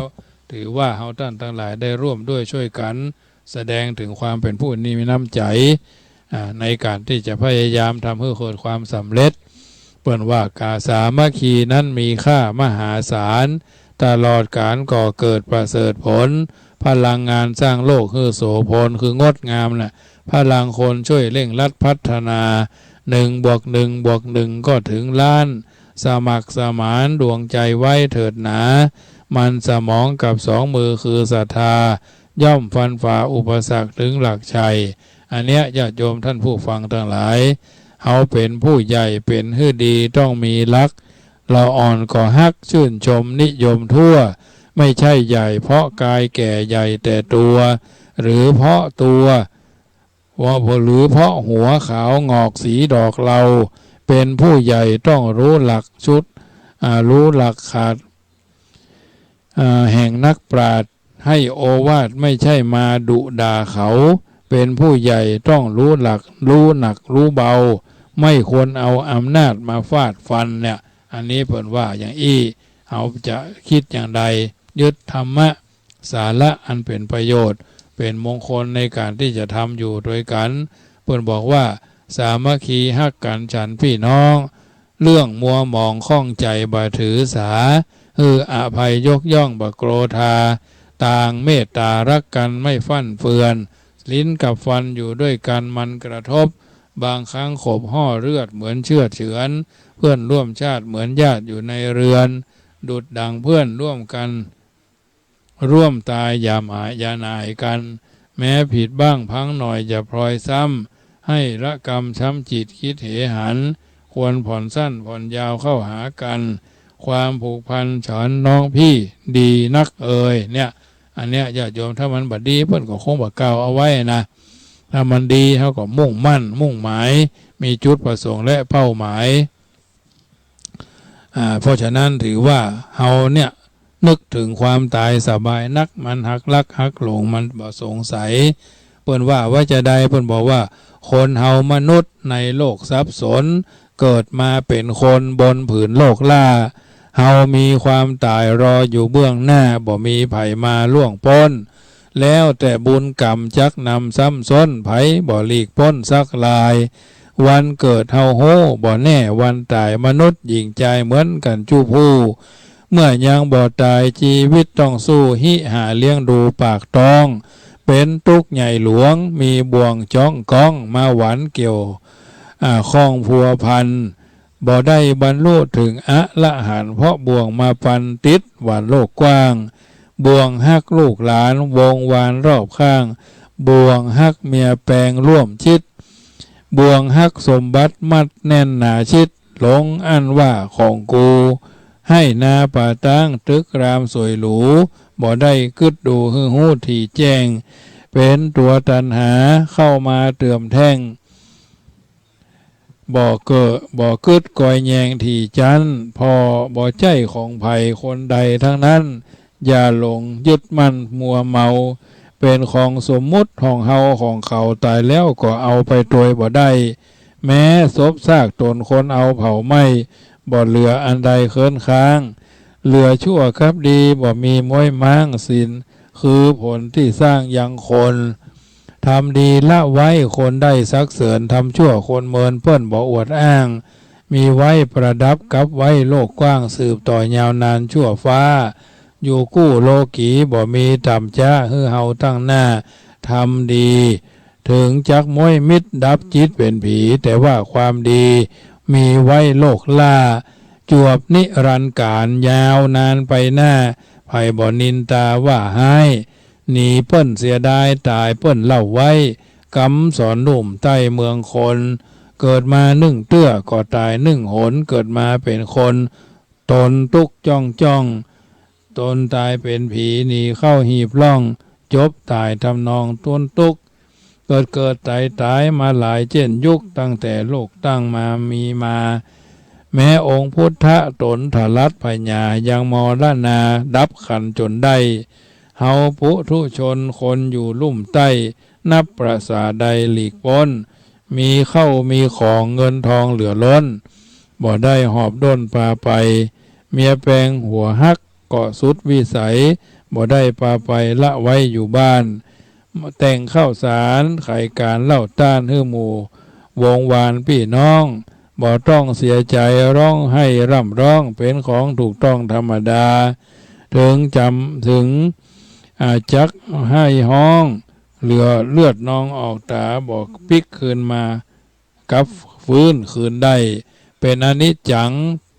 สัตว์โลกลุ่มใต้มันหากเป็นไปอย่างอี้ขออวสานไขการกล่าวจี้จบเสียแต่อี้เอวังอันเนี้ยญาติโยมสาธุชนท่านผู้ฟังทั้งหลายเอาต้องคิดต้องพิจารณาว่ามรณานุสติเอามีโอกาสได้ศึกษาเรื่องของพระไตรรัตน์พระรัตนตรัยคือคุณพระพุทธเจ้าพระธรรมพระสงฆ์พุทธเจ้ามีปัญญาคุณบริสุทธิ์ที่คุณมหากรุณาที่คุณพระธรรมเจ้านั้นเล่า84,000พระธรรมขันธ์เอาจะเอาทานเอาจะเอาศีลเอาจะเอาภาวนาเอาจะมีหิริเอาจะมีสติก็แล้วแต่เฮาทั้งนั้นดีชั่วอยู่ที่ตัวเฮายีชั่วอยู่ที่ตัวทำสูงต่ำอยู่ที่ทำตัวเรื่องพระไตรรัตน์เรื่องพระไตรสิกขาศีลสมาธิปัญญาศีล5ศีล8เรื่องศีลสมาธิตั้งมั่นในการกระทำหน้าที่ภาระธุระไก่ด้วยประการทั้งปวงก็ถือว่าทำได้บ่เต้าแต่นั้นปัญญารู้แจ้งแทงตลอดดีก็ทำต่อชั่วก็ละเลิกเพิกเฉยหลีกหมาคือปอศอกหลีกวอกคือปอวาหลีกคนปาลาไก่เท่าใดรับเป็นสุขตื่นเป็นสุขเต้าอันเรื่องไตรสิกขาไตรทวารกายวาจาจิตใจลุกก็โอยนั่งก็โอยเป็นมังคละก็ดีเป็นนวมังคละก็ดีพ่ออุ้ยแม่อุ้ยพ่อหลวงแม่ป้าเอาอาบางท่านก็นอนติดเตียงฟังอยู่หูได้หูชัดตาดีแต่ร่างกายบ่ฮือต้องนอนเตียงลูกเต้าเหล่าหลานต้องดูแลเอาใจใส่บางลีบางลายก็ป้อนข้าวป้อนน้ำบางคนบางท่านก็ไปไหนบ่สะดวกลูกก็บ่สะดวกบางบ้านก็พ่อบ้านตายไปเหียละไว้ลูกก็บ่มีหลานก็บ่มีแต่ขอให้มีขอนมีเฮ็ดเดี๋ยวมันถึงมากันยับ บางทีบางครั้งต้องเตรียมตัวเอาไว้มันถึงเป็นจะอิทธปัจจยตานะอันเนี้ยเรื่องของไตรสิกขาไตรสิกขาศีลสมาธิปัญญาเรื่องของไตรรักษ์ที่สำคัญคืออนิจจังไม่เที่ยงทุกขังเป็นทุกข์อนัตตาบัจจัยตัวบัจจัยตนเพราะฉะนั้นก็ต้องทำหน้าที่ของตัวของตนให้ดีไม่มีอันใดที่จะแผ่วพานขันธสันดานเราได้ส่วนหนึ่งที่ฟังรายการนี้แล้วกึดจะได้ค่อยใจถึงแปลงใจตึงเป็นจะได้ก็โทรศัพท์เข้ามาได้เด้อบัดนี้ก็จะได้เปิดสายให้ญาติโยมโทรเข้ามาที่0861875325พี่น้องเมืองฝางแม่อายชัยปราการพี่น้องทั้งเชียงไฮ้พี่น้องทั้งลำพูนเชียงใหม่ที่ฟังคืนนี้อยู่ทั้งพะเยาเนาะทั้งน่านก็โทรเข้ามาลำปางโยมแม่จันฟองละออถึงบ้านแล้วก็ที่เดินทางพลิกไปบ้านไปจองไปหอไปเงินหรือยังอยู่กับบ้านลูกหลานเพราะฉะนั้นถ้ายังบัดรับบัดนอนกันเตื้อบางคนก็แปลงสวยแปลงควักสวยกาจะไปวัดไปวาวันพุกเนาะวันพระบัดละบัดเลิกบัดเพิกบัดเฉยก็โทรเข้ามาได้0861875325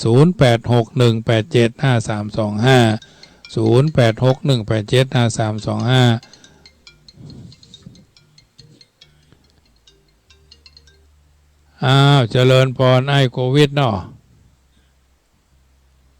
ติดแล้วเนอะฮัลโหลไผ่นี่แม่เจนจิลาเบอร์ใหม่อะ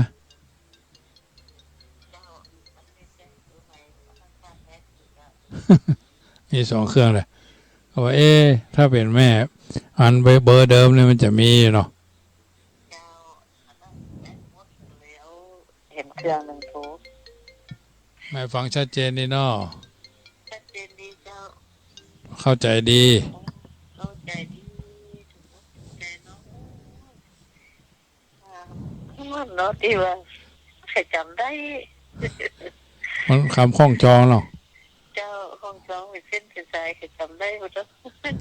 เหมือนเขาท่องสกูลนะกับ212224นะกับแมนยูทุกคนนี่มันท่องมาได้เนาะจำมาได้2 คำกันลืมตั้งนานใช่ไหม7381เนาะเจนจิลาฟังชัดเจนโมทนากับแม่เนอ ม่เจนจิลาบ้านปินสายที่หนึ่ง0861875325เจริญพรการไปตาเจ้าโอ้แม่แก้วอวดร่างเนาะเจ้าทางนี้น่าชัดเจนดีชัดเจนดีเจ้าหมดงั้นอันนี้อะไรกันเจ้าวันที่วันที่2จำทิศวันที่31สิงหาจำเน็ตสิงหาเจ้าเจ้าโมทนากับแม่เนอเจ้าเจ้ากำลังใจนะ เจริญพรทำไม่พลาดเจ้าแม่แก้วอวดร่างเจริญพรติดแล้วเนอ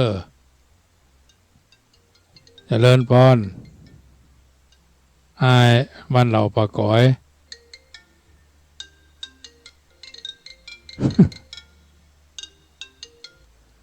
เจริญพรติดแล้วเนอเสียงก้อยจังเลย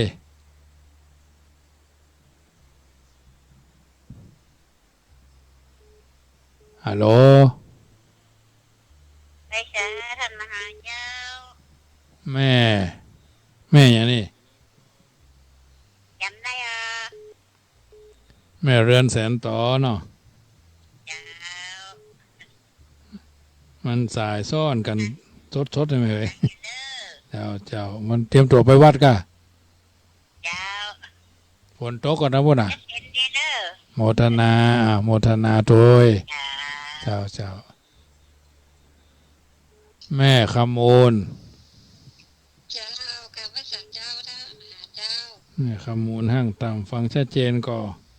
เจ้าชัดเจนดีเนอร์ยมแม่ฟังอยู่พี่ถึงบ้านแรงกับวันน่ะพ่อผู้ป่ายเจ้าฝนตกห้ามเป็นระยะกะบัดตกนักเจ้าอันอย่างก็ตั้งเพศก็เป็นมาตั้งเจียงดาวเนี่ยฝนตกห้ามเป็นสี่เฮ้ยวันนี้เจ้าตั้งเพศฝนก็มาตุยเต้เลยวันนี้ก็ตกขนาดเลยเจ้าทั้งละปูนก็อันนั้นวันนี้คืมมันค่โอ้เจ้าอันเจ้าแม่ของเราจะไปทางสัญจรวันนี้ไม่ได้ไปสักกรรมฝนตกคือว่ารถพระธาตุดอยห่อเป็นแบบไปสักกรรมเจ้ามาอยู่ทางฝั่งเพศเนี่ยนะเพิ่นวัดไหนวะเนี่ยวันนี้สันสลีกับเจ้าวัดสันสลีเริ่มแล้วเนาะธรรมสัญจรน่ะเรากำลังเริ่มวันแรกเจ้าเจ้าแม่ของไม่ได้ไปสักกรรม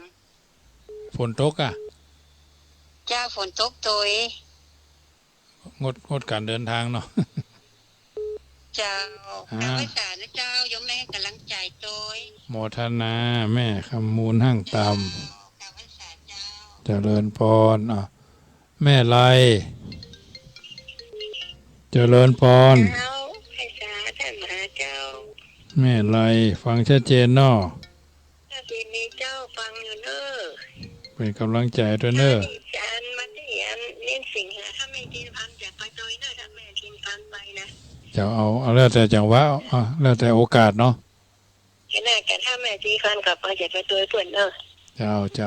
าจังหวะดีว่ะเอาแล้วแต่จังหวะเนาะ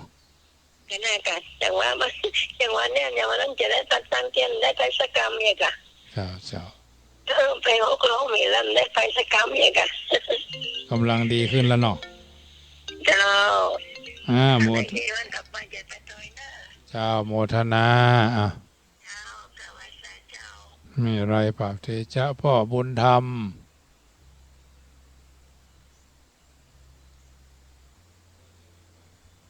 เจริญพรพ่อบุญธรรมติดแล้วเนอ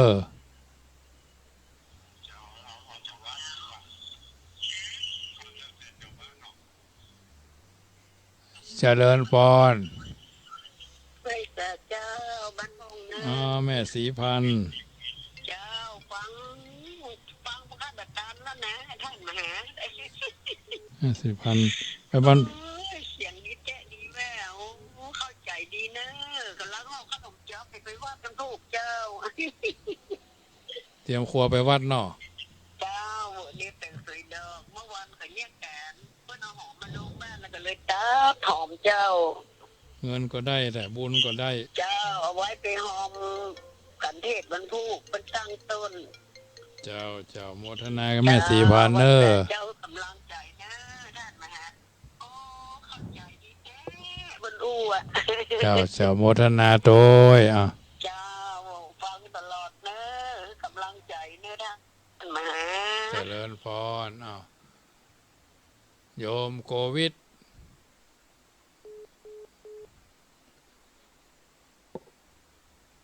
โยมโควิดโทรเข้ามาใหม่เนอะ0861875325แม่เพนท่าช้างแม่เพนติดแล้วเจ้าภาษาเด้อธรรมหาประสิทธิ์เด้อฟังชัดเจนเนาะเจ้าพระเจนเจ้ากำลังจะธรรมหาเด้อโมทนากับแม่เพนโดย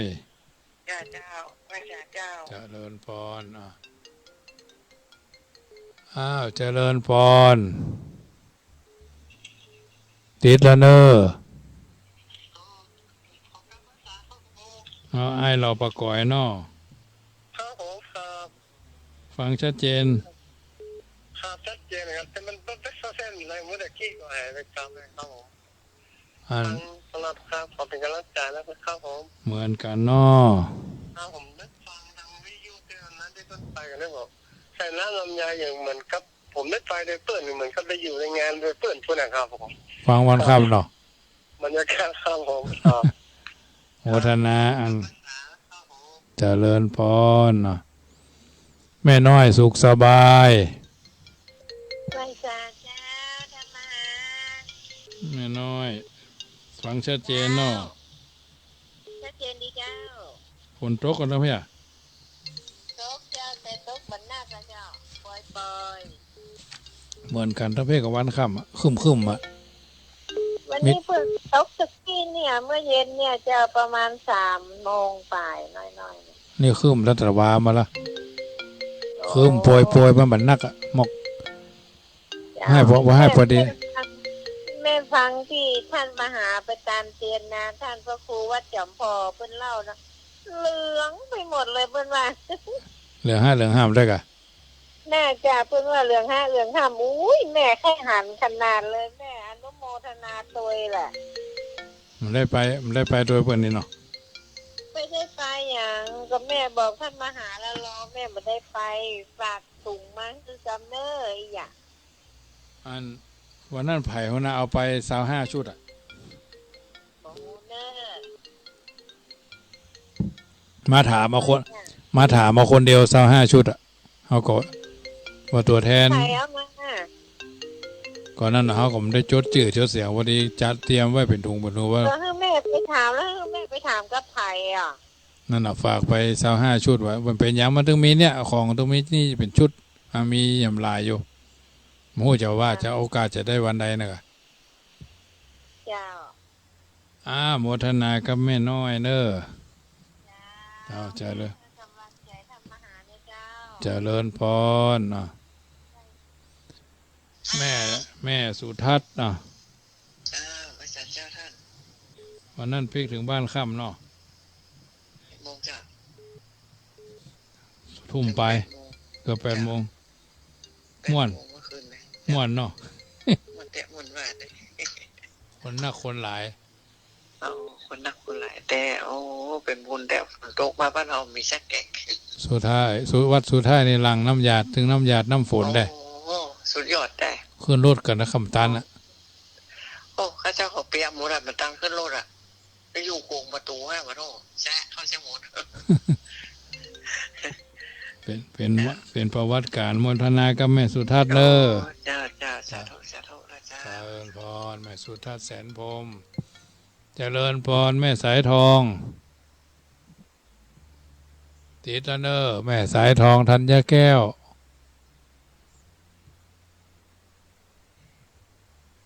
เอาใหม่โทรเข้ามาใหม่เจริญพรติดแล้วเนอะแม่รัตดาเนาะอยู่ไก่วัด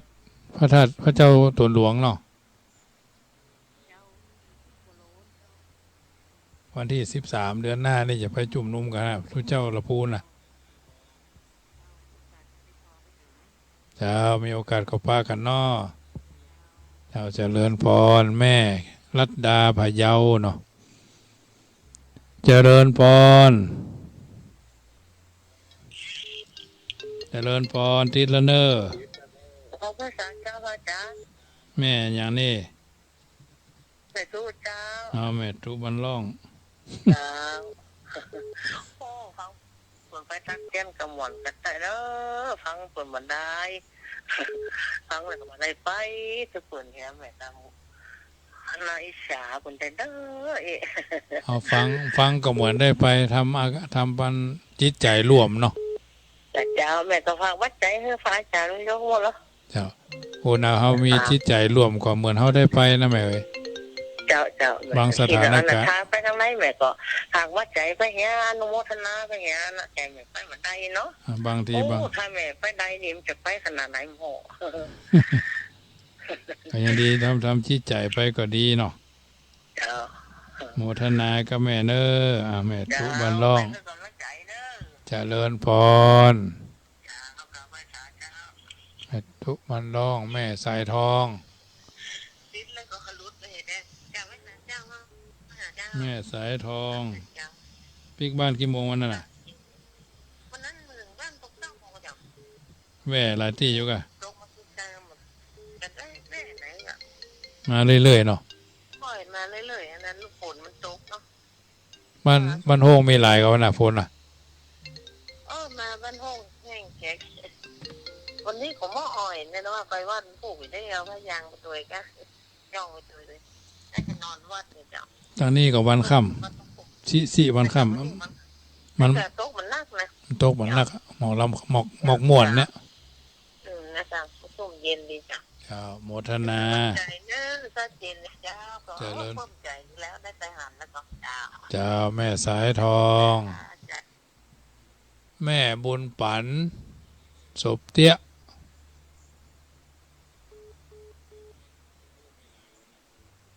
เจริญพร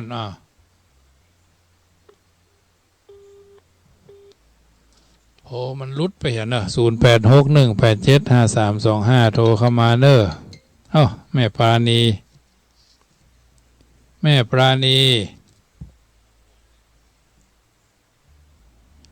เจริญพร ครับกราบไหว้สาขาท่าน พ่อบุญธรรมไปธรรมสัญจรนะ หมดไปเข้ามาทำงานมาแล้วอีกไปเข้าวันนี้ นึกว่าไปอันธรรมสัญจรวัดอย่างวะ วัดสันสลีครับ สันสลีบะไก่จ้านี่กะ สัก2 กิโลเลยครับ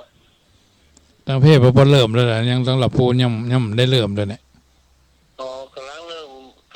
วันนี้ครับ วันนี้จะได้เป็นศีลหน้าวันนะทั้งตำบลบะกอกนี่นะ แม่ก็วันน้องเลยไปผู้ไหนผมอยู่บ้านวันนี้ ฝนอ้อยเอาได้ไหมมีอยู่กะ ปล่อยตั้งแต่3 โมง 4 โมงมาแล้วครับ คนก็หลายก็ยังแคว้นม่วนไปทำอย่างเนาะวันนั้นไปถึงบ้านพอทุ่มปลายแล้วกะ 7 โมงพอดีครับ ยังแคว้นนั่นเนาะปลอดภัยกันหมด ครับท่านถึงกี่โมงครับ ก็ไทยไล่หลังพ่อหน่อยเกือบ2 ทุ่มเหมือนกันนะเพราะว่ามันแหว่หันแหว่นี่รอชะลอโทรหาหันหานี่อยู่นี่เนาะ ครับ เป็นกำลังใจพ่อบุญธรรมเนอ ครับผม จ้ะ พระสาขา เจริญพรพ่อบุญธรรมโป่งน้อง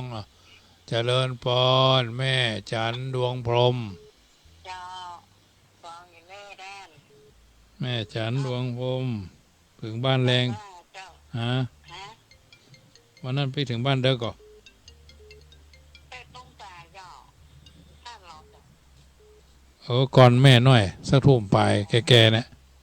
เจ้าอันนี้แต่ต้องตายหน่อย แม่จันดวงพรหม ที่ดินนั้นแรงเม่นไม่เจ้า ได้เลย เจ้าเอาลูกจากปทุมทองตรงโอมนะเจ้า เจ้าปทุมทองเนาะ เจ้า มีโอกาสก็มากินมาทานด้วยกันเนาะ เจ้า หมด ท่านถามว่าบางกระ เจ้าเจริญพรเนาะ จ้าพระอาจารย์เจ้า แม่จันดวงพรหมเจริญพรติดแล้วเนอะเจริญพร พระพรรษาเจ้าหน้ามหา แม่เพียร เจ้า ชัดเจนดีเนาะ ชัดเจนดีเจ้า วันที่สอบจะเข้าใจดี วันที่13นี่ได้ไปพูดเนาะพะเยาน่ะ พระเยาก็เจ้า ไปวัดศรีคมค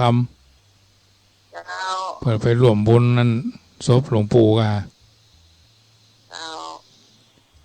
ฝนตกกันนะเพี่ย เจ้าตกได้วันนี้ก็ตกวันค่ำเจ้า เนี่ยแควนเราสมเหมือนหน้ากลางวาสาได้ เจ้าเป็นการภาษาละก็ไม่เข้าหัวแห้งละ เขาเริ่มจะมีน้ามีนวลขึ้นเนาะ เจ้าไม่น้ำไม่นอนละ เจ้า กันปลูกกับปลูก เจ้าโมทนาก็ไม่เพียรเนอ เจ้า จะ ใจท่านพระมหาเลยเจ้า จะเลิญพรเนาะแม่ปราณีเจริญพร พระสาเจ้า แม่อย่างนี้ แม่สีทอน แม่สีทอนตะคืนนี่หันโทรมาเนาะ ก็คือลูกกันมันเอาไปจับให้พระเจ้า พอดีอาตมาพอนอนละจำวัดละ เจ้าแต่กับเจ้าว่าอันเอาไปมาเลยไปว่ามันถูกกระโชยเลยเว้ยไหนก็ท่านก็แก๊สรายการตัวเอง อันอุดพี่ถึงบ้านแรงก็ค่ำกว่าน่ะ เจ้ามาถึงบ้านก็3 ทุ่มจ้ะ แม่สีทอนบุตรชีบงเนาะ เจ้ากำลังใจท่านนะเจ้าม่วนดีแล้ววันนั้นอ่ะ ม่วนได้ เจ้าม่วนเย็นอกเย็นใจจอย ฝนก็สาดลงมาแหม เจ้าฝนกระซ่าลงมาแต่ซ้ำเย็นแหนมม่วนดีเจ้า มาบ้านเฮาแห้ง ใช่ฮะ มาบ้านเฮามีฝนเลยแหละ เจ้ามาหากระจักมาตัวนั่นแหละเอาน้ำฝนมาตัวเจ้าตอนนี้มันจะมาตัวมันบ่มา เจ้าก็ว่าจะเอามาตัวนะมันมาสักคำ มาเป็นบางที่ เจ้ามันมาน้อยสักเจ้า จะบนทนากับแม่สีทอนนะ เจ้าให้กำลังใจแล้วเจ้า เจ้าแม่สีพรบุตรชีบง แม่เจริญพรแม่อย่างนี้แม่คำปันกะเจริญพรติดเนอร์มันซ่อนกัน2 สายดับไปก่อนนอ0861875325คุณโควิดหลังถ้ำ ไหวสาครับ ไอ้โควิดหลังถ้ำเนาะ ครับ ฟังชัดเจนดี ครับผม เขา ฟังครูบาอาจารย์ต้นไม้อ่านทำบ้านสอนก่อนจะรับไปนอนนี่มันม่วนกับท่านนะฮะ เข้าใจดีเนาะ ครับผม มุกไปวัดกะ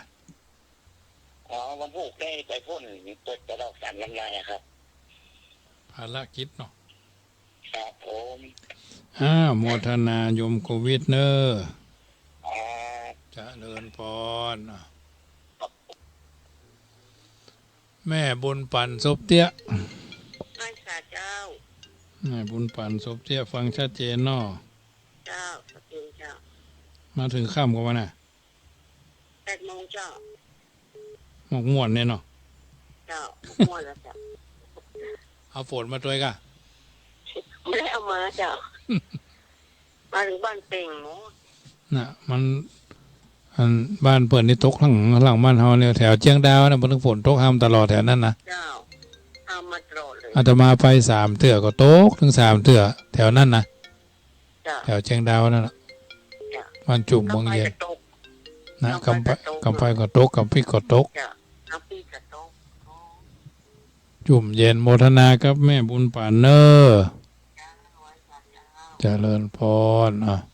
แม่ปราณี เจ้าไหว้เจ้า แม่ปราณี จะได้กับลูก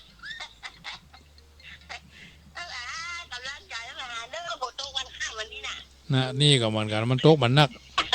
มันมืดมันค่ำเนาะโอ้จะเรียกมางั่งแต่ก็บ้ามาเป็นห้าได้ยังแควนน้อยเนาะมาอันนักแข่งหน่อยน้ำลี่น้องน้ำลี่น้องใส่นักได้นั่งว่าว่าโทจะไม่ใส่เลขด้วยไหมน่ะมันรุดไปใหญ่เลยรุดไปอ่ะกูไม่เข้าไม่เจ้าก็หัดทีนี้ได้นั่นเนาะ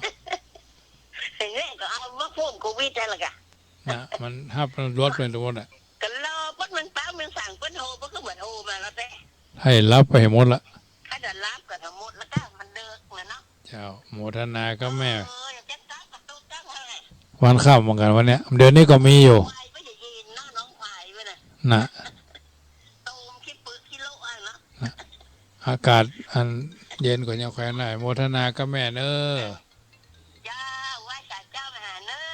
จะเลินพร6992ไพลี่ไม่ออดร้องขักเปล่าเจ้าไม่ออดวันนั้นพลิกถึงค่ำก็เลิกก็8 โมงบ่ายเหมือนกันเจ้าอันติดฝนอยู่ในวิหารนะเจ้ากับยายจันเพนกุหลาบสีเจ้าแต่ก็อยู่รอดปลอดภัยเหมือนมาปลอดภัยเหมือนกันหมดเนาะเจ้าม่วนดีม่วนดีฝนตกก็อันยายจันเพนมะขามันก็บ่ดีเนาะคืออันแม่ว่ากับปลาเป็นปลายไปแค่ปลายอะค่ะแล้วก็อันติดฝนประกันโมฝนมาน้อยๆประกันล่นน้ำฝนแล้วก็ยายจันเพนประกันล่นมาได้เนาะขาเป็นดีก็รอจนฝนซาจนลุงแอ้เจ้าของโลดแต่ไปเอาจ้องมาห้าถึงได้ออกไปอะเนาะ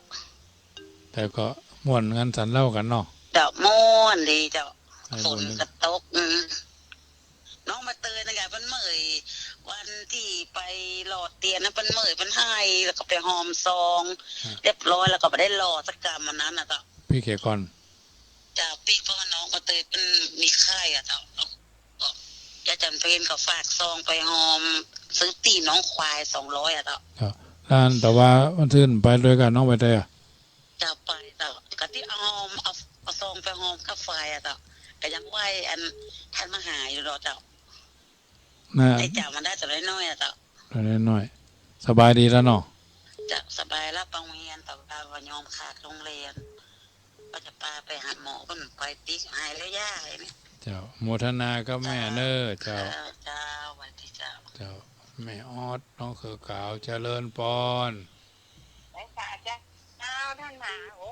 ยปวดหัวแก่แบบติ๊กก็รู้แม่ไข่แก้วเนาะเจ้าโอ้วันนั้นในแม่ฟังวันคำบวกก5บวก5การเตียนนั่นนะที่วังฟังนั่นนะแม่ฟังที่อยู่ตลอดอ่ะฟังตั้งแต่ตี 5แล้วก็ชัดเจนดีเนาะวันนั้นน่ะเจ้าชัดเจนดีนึกว่าไปตัวนึกว่าไปตัวเพิ่นไม่ได้ไปเนาะไม่ได้ไปเจ้าไปอยู่ทางบ้านก็เอาหน้ากากปัจจัยไปนะไงจงใจไปนะไงไม่ตายแล้วมันไม่ได้ไปเจ้าโมทนาฟังนะเจ้าโมทนาโอ้ได้ตามเหมือนเขาได้ไปอยู่ก็เปิดนะฟังที่อยู่นั่นแหละเจ้าได้ไปก็เปิดเหมือนกันได้สบายอกสบายใจก็ดีแล้วเนาะเจ้าฟังอยู่เจริญพรแม่แก้วบวกก5เจริญพรเจริญพรแม่อวนเนาะแม่อวนสันหินพี่ถึงบ้านค่ำก็7 โมงไปอาบน้ำอาบนอนยังเช็ดแล้วก็8 โมงกับฟังมหาด้านนั้นอาจารย์วันนายเขาตอบจน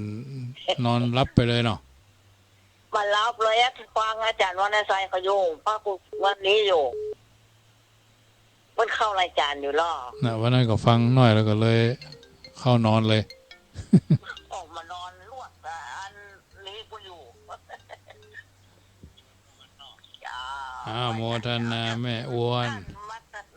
มาถึงเดือกว่าก่อนเกือบ2 ทุ่มบางนะทุ่มไปแค่ทุ่ม45กะวันเข้าผมมาวันมันไปส่งคนหลายเนาะส่งห้องตรงนี้ส่งหมูสันหินนะจ๊ะแวะไปแวะมานะจ๊ะบางทีบางครั้งมันฝนตกตลอดทางเหมือนกันนะ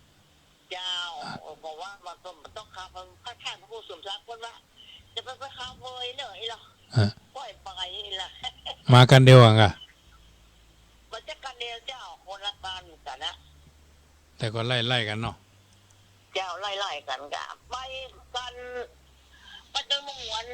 ห้อยน้ำด้านอย่าเป็นหมู่แล้วห้อยน้ำด้านเจ้าโมทนาแม่อวนสันหินแม่จันฟอง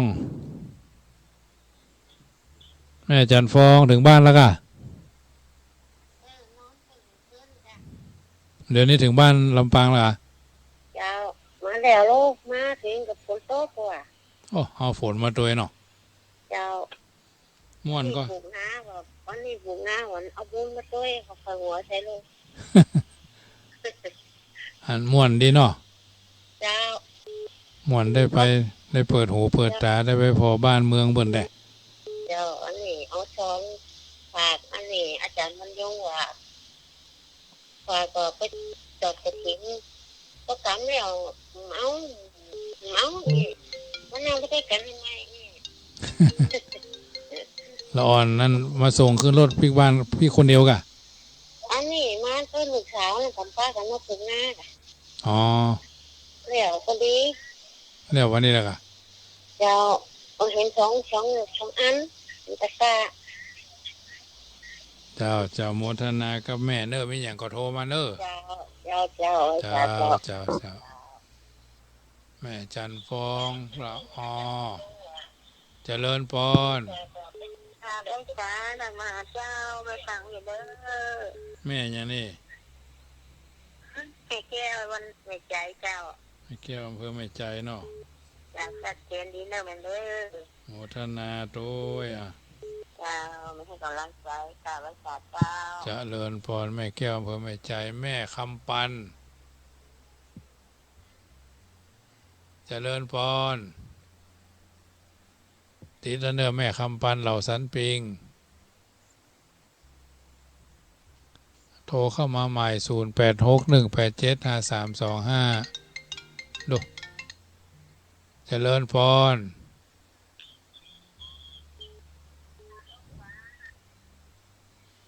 แม่คำปันเนาะไว้สาเจ้าท่านวันนั้นแม่ไปกันนะไม่จะได้ไปหรอกแม่คำปันเหล่าสันปิงไปเราเตียนได้ป่ะไปกันเราเตียนเนาะฟังกันขอไทยทอดตลอดก่ะฟังตลอดฟังตลอดอย่าแขวนนะแม่จันเขาไปมันหน่อยแม่จันเองเรื่องไปไม่ดีก็ได้ไปกะไม่ดีไปกะไม่ดีสีจุ่มแล้วก็ชายทองกะไม่ดีกันหนึ่งแม่ผีลำดวนขอกันหนึ่งแล้วก็วานิดากันหนึ่งไหนพระบุญตันก็ต้องเพ่กันหนึ่งโมทนากับแม่เนอแม่คำปันเหล่าสันปิงเจริญพร0861875325โทรเข้ามาก็เป็นกำลังใจคนละสายเนาะเจริญพรป่ออันโยมบ้านวิสาหกิจแม่ซุกเนาะ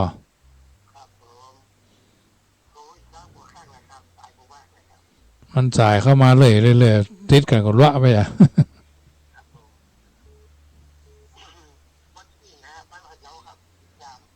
วันที่13 เดือนหน้าปล่อยไปเป็นเจ้าภาพศพเดี๋ยวพอนะมันไปด้วยเขาได้เดี๋ยวพอผมกำก่อนจะโทรหาน้อ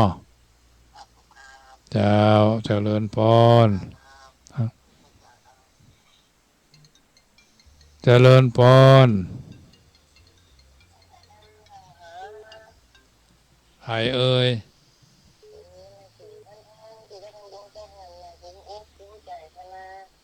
ม่วนดีเนาะ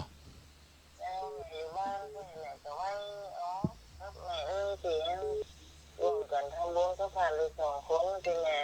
มองผ่านไปนะแม่ก็ว่าแม่ก็คงใจได้ ำบุญก็ทานนะท่านจะเป็นดวงมีบุญบารมีโอ้เป็นเนี่ยหลวงพ่อพออันมหาวันละไซมหาอย่างนั้นคุณมาอ้วงฟังโอ้คุ้มใจที่คุณนะขอนโมทนาตัวเนี่ยโอกาสหน้าจะได้รู้อย่างแทนแม่จะอย่างอู้เหมือนกันเลยเพราะพร้อมกันไปทำกัดใจให้ทานหันเลอเจ้าเจ้าโมทนาครับแม่เนอใช่จ้าเจ้าเป็นกำลังใจให้ตัวเหมือนกันเนอเจ้าเจ้าทานยาเมาพ่อหลวงกับแม่พอคนถ้ามีโอกาสแม่จะไปทุกเจ้าไปกันหลายกับพ่อเพิ่นไปหอมศพหลวงปู่ได้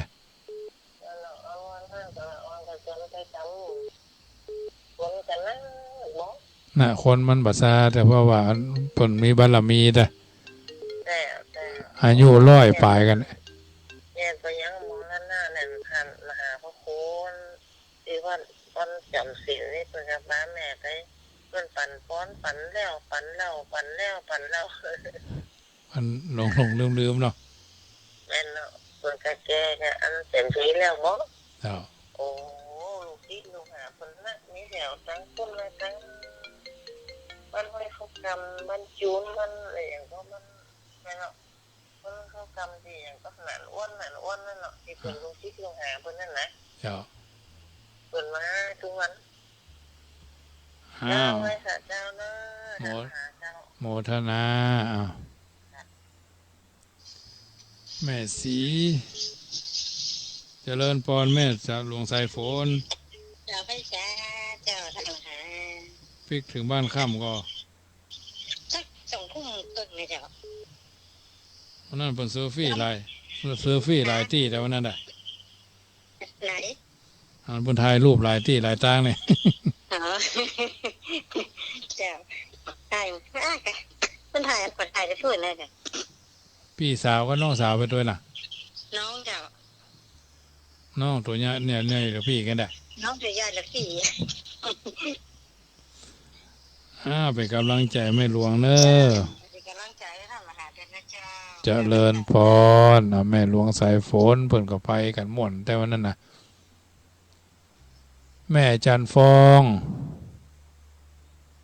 ติดละเนอ0861875325แม่จันฟองร่องนอดเอาละเหลือเวลาแถมหน่อยเดียวเนอะโทรเข้ามาแถมสัก2 สายเอา0861875325